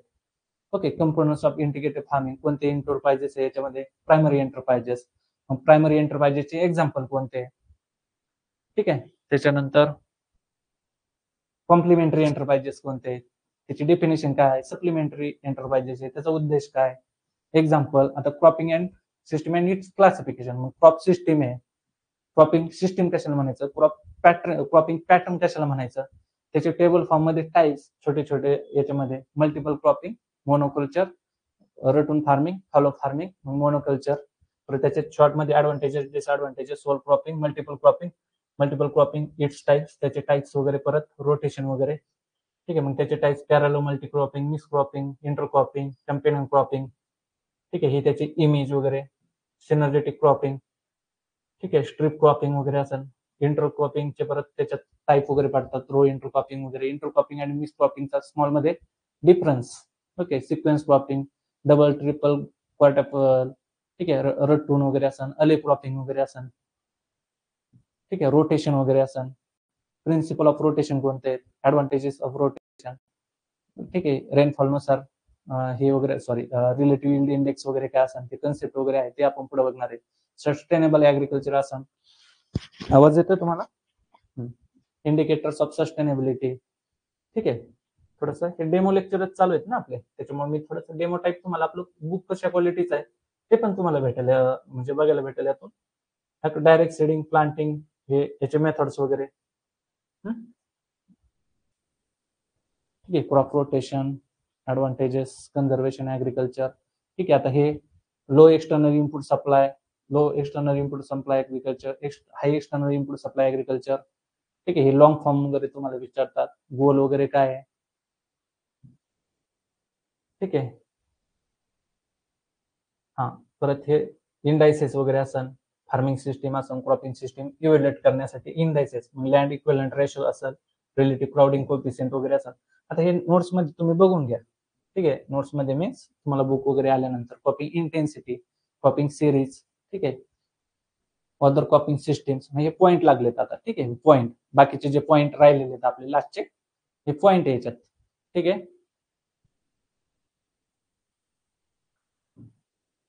Okay, हे इकोलॉजीचं थोडासा पार्ट आहे याच्यामध्ये. इको टाईप कशाला म्हणतात, इको टोन कशाला म्हणतात, बायोम कशाला म्हणतात, सोल क्रॉपिंग, इंटर क्रॉपिंग, त्याचं ड्युरेशन, रेनफॉल वगैरे किती. अजून अदर इम्पॉर्टंट पॉईंट बघा, हे 1 लाईन मध्ये तुम्हाला इथं डायरेक्ट विचारतात क्वेश्चन, हा खूप important. Cropping system having largest area in India, rice wheat cropping system, किंवा मोस्ट फॉलोड कोणती, राईस व्हीट आहे, ठीक आहे. त्याच्यानंतर बघा इथं preferred intercrop in sugar cane crop मध्ये कोणतं इंटरक्रॉप आपण प्रेफर केलं पाहिजे, तर ते शॉर्ट ड्युरेशन लिग्यूम क्रॉप असलं पाहिजे. ठीक आहे. इंटरक्रॉपिंगमुळे किती लाईट इंटरसेप्शन म्हणजे किती लाईटचं त्या ठिकाणी सिंगल क्रॉप असेल तर त्याच्या तुलनेत लाईटचं किती बाबा इंटरसेप्शन होतं म्हणजे युटिलायझेशन होतं, तर 30 ते 40%. ठीक आहे. ऍनिडेशन म्हणजे काय, ठीक आहे, सगळ्या गोष्टी याच्यामध्ये तुम्हाला दिलेल्या आहेत आणि हे सगळे रेफरन्स बुक मधले पॉइंट आहेत. त्याच्यामुळे एकदम तुम्हाला रेफरन्स बुक वाचायची गरज नाही, काहीच नाही. ठीक आहे. अशा पद्धतीने हे काय झालं तुमचा फार्मिंग सिस्टीम. आता या ठिकाणी इरिगेशन वगैरे असेल तर सेम इरिगेशन सुद्धा अशाच पद्धतीनं जो सुरुवातीचा मेन डाटा असेल इरिगेशन कशाला म्हणायचं, त्याचे ऑब्जेक्टिव्ह, पर्पज, सरफेस, टाइप्स वगैरे, इरिगेशन प्रोजेक्ट वगैरे असतात, याच्यावर इरिगेशन वॉटर बजेट याच्यावर क्वेश्चन विचारला जातो. ठीक आहे. या सगळ्या गोष्टी या ठिकाणी दिलेल्या आहेत. ठीक आहे. ठीक आहे. त्याच्यानंतर इरिगेशन शेड्यूलिंग खूप इम्पॉर्टंट पार्ट आहे आपला. ते बुकचं मी तुम्हाला सांगितलं. ठीक आहे. आता कृषीसेवकवाले म्हणतात परत नाही तर हे एवढं खर्च आपल्याला वाचायचंय का एक्झामला. ठीक आहे. आपल्याला कृषीसेवकवाल्यांना टार्गेट जे करायचंय त्यांनी सिलेबस ओरिएंटेड करायचं थोडंसं आणि ह्या गोष्टी पण आपल्याला लागणारच. ठीक आहे. ह्या सगळ्या गोष्टी बेसिक आहेत आणि विद्यापीठ भरतीवाल्यांना तर 100% हे सगळं करायचं. ठीक आहे. आता बघा टाइप्स ऑफ इरिगेशन मध्ये इथं बॉर्डर इरिगेशन असेल, फ्युरो इरिगेशन वगैरे असेल, त्याची इमेज वगैरे असेल लगेच. ठीक आहे. चेक बेसिन वगैरे असेल, सरफेस इरिगेशन असेल, ते त्याचे टाईप वगैरे. ठीक आहे. टर्मिनॉलॉजी, हे इमेज वगैरे तुम्ही बघितलं आता. हे बघा हे इरेज, शुअर इरिगेशन कशाला म्हणायचं, फॅब्रिकेशन कशाला म्हणायचं, कोरुगेशन कशाला म्हणायचं. ठीक आहे. हे त्याचे इमेज वगैरे. स्प्रिंकलर इरिगेशन कधी आलं, कोणी आणलं.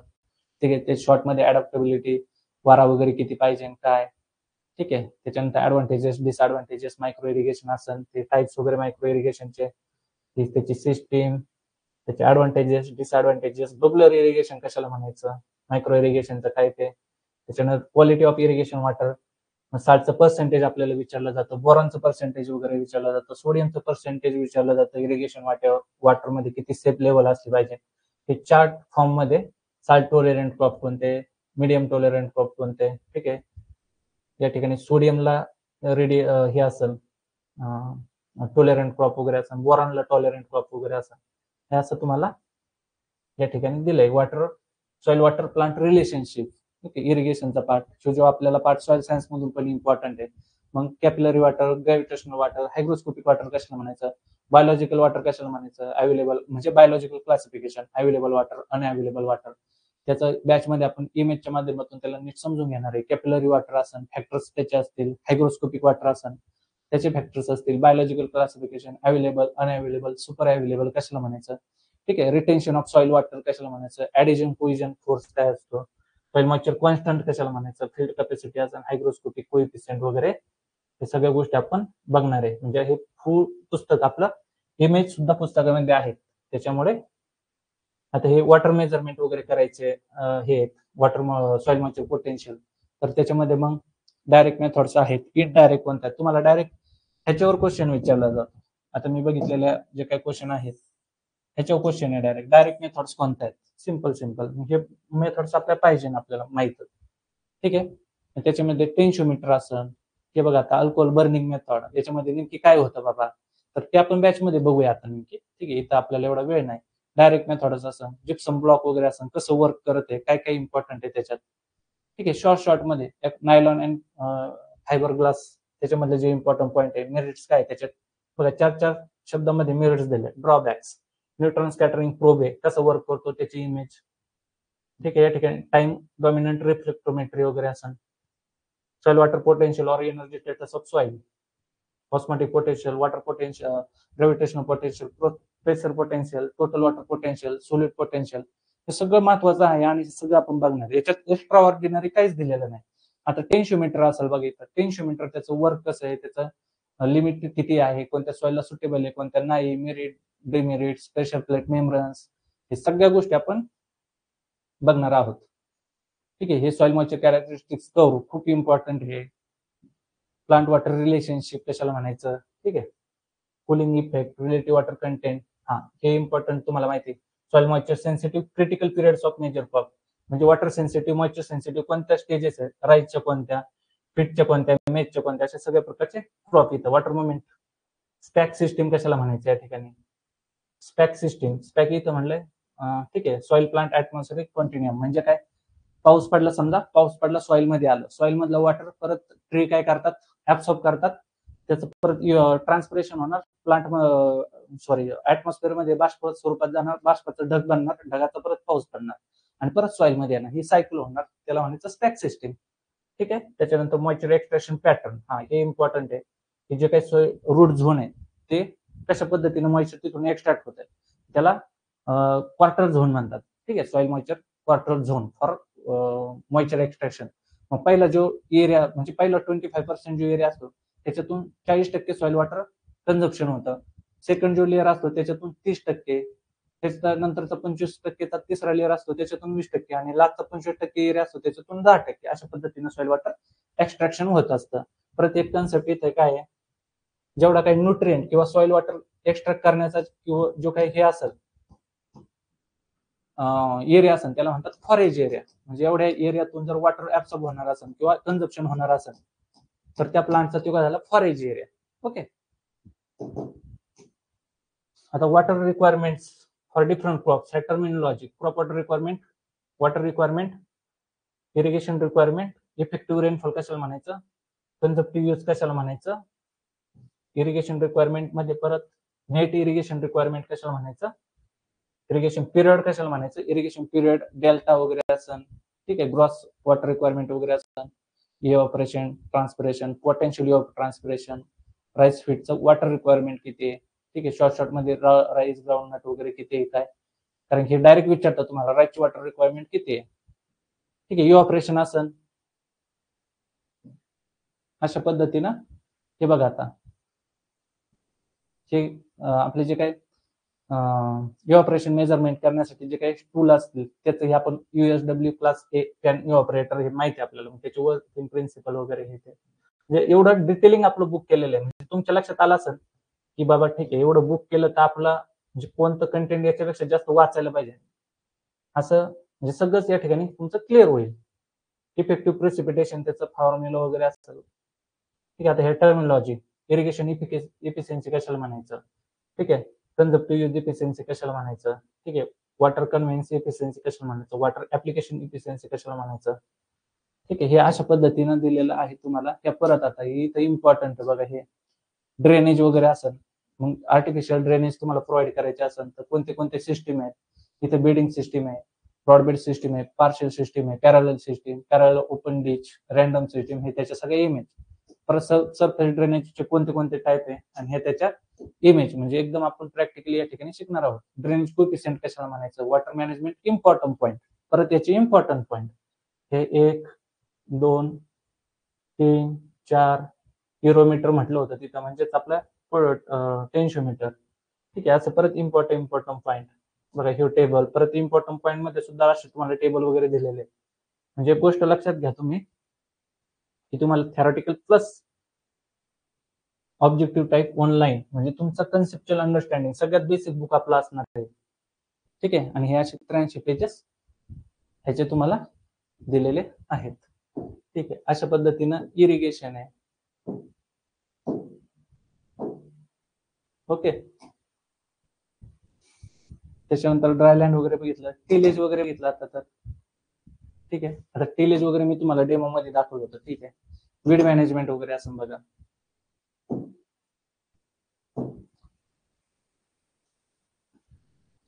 ठीक आहे, आता हे वीड वगैरे असेल अशाच पद्धतीने काय आपण बेसिक बघा, आता वीड असेल, जेथ्रो टूल असेल तर जेथ्रो टूल सरांनी काय काय वर्क केलंय लगेच इथं तुम्हाला 5 पॉईंट मध्ये दिलं.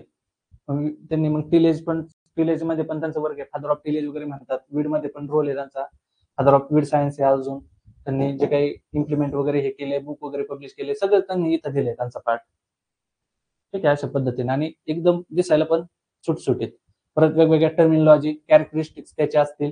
वीडचं क्लासिफिकेशन हे खूप इम्पॉर्टंट क्लासिफिकेशन आहे, कॅरेक्टरिस्टिक्स. ठीक आहे, हे क्लासिफिकेशन वगैरे असं. ठीक आहे, ठीक आहे. ओके, हे बघा, हे क्लासिफिकेशन, हार्मफुल बेनिफिशियल इफेक्ट, हे अशा पद्धतीने इमेज वगैरे. आता ठीक आहे, आता हे आपल्याला टाइम नाही तर पळवाच लागेल. आता हे इमेज वगैरे बघा, याच्यामध्ये हे असे टेबल वगैरे टाकलेले इम्पॉर्टंट बुक्स मधले. ठीक आहे, हे classification of herbicide based on time of application, tree plant वगैरे असं.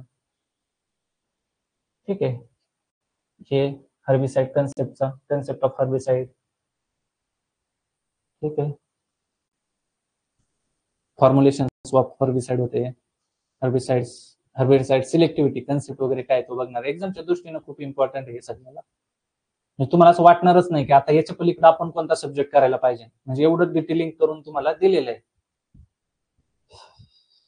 ठीक आहे, पार्ट 1 पार्ट 2 मध्ये सगळं सिलेबस कव्हर होईल. क्रॉप रोटेशन, मल्चिंग वगैरे, हे वीड कंट्रोल प्रॅक्टिसेस आहे, कल्चरल वीड.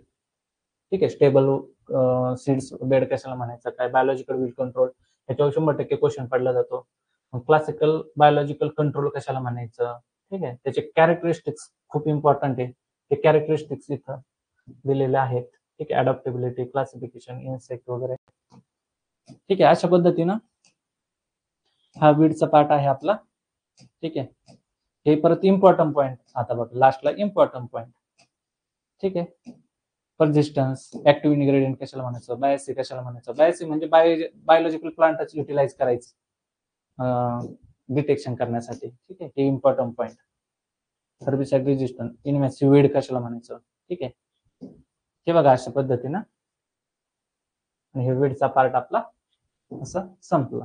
ठीक आहे, आता थोडासा जास्त वेळ पण झालाय. ओके, अजून फक्त एक तुम्हाला आता अशाच प्रकारे मेट्रोलॉजीची नोट्स दाखवतो.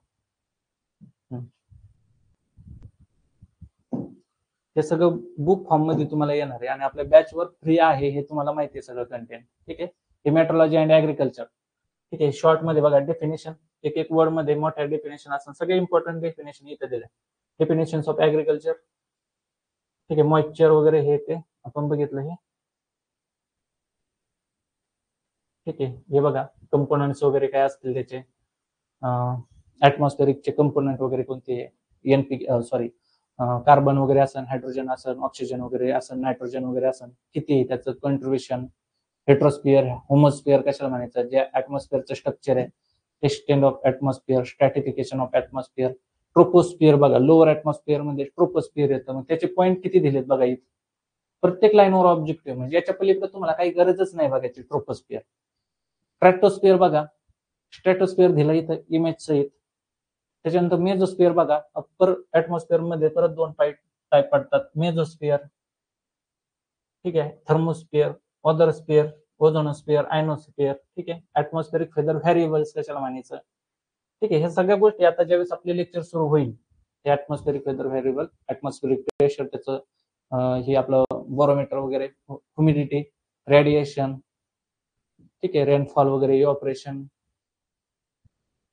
ठीक आहे, हे बघा natural properties of solar radiation वगैरे. याच्यामध्ये ब्लॅक बॉडी रेडिएशन कशाला म्हणायचं, radiation density, solar constant, albedo वगैरे असं, solar short wave radiation, long wave radiation, terrestrial radiation, direct radiation, thermal radiation, solar constant वगैरे असन, डिस्पर्शन असन, स्कॅटरिंग असन, रिअल लाईट स्कॅटरिंग वगैरे त्याचे टाईप, नेट रेडिएशन. ठीक आहे, त्याच्यानंतर ऍटमॉस्फेरिक टेम्परेचर असेल, व्हॉट इज इन्व्हर्जन.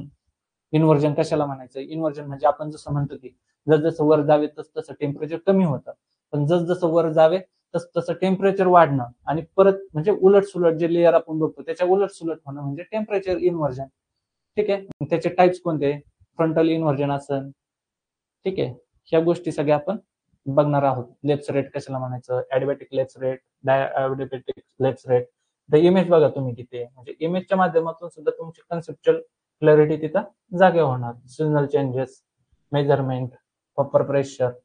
ठीक आहे, dew point, conditions, fog, haze, cirrus, cumulonimbus, हे क्लाउडचे टाइप्स. ठीक आहे, क्लाउडचे टाइप्स वगैरे बघितलं. आता हे आपल्याला माहिती आहे, हाय क्लाउड्स कशाला म्हणायचं, मीडियम क्लाउड्स कशाला म्हणायचं, लो क्लाउड्स कशाला म्हणायचं.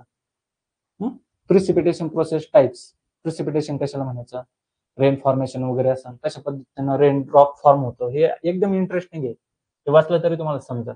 ठीक आहे, त्या पद्धतीने. आणि याचं आपण रिव्हिजन वगैरे पण घेणार आहे. सॉलिड फॉर्म कोणते आहेत, okay, conventional forms, types of rainfall, हे सगळं आपण कन्सेप्च्युअली बघणार आहे. इमेज मध्ये पण तुम्हाला दिसत आहे, ठीक आहे. Cyclonic, thunderstorm, seeding agent, artificial rainfall, seeding agent कोणते, cold cloud seeding, warm cloud seeding, okay.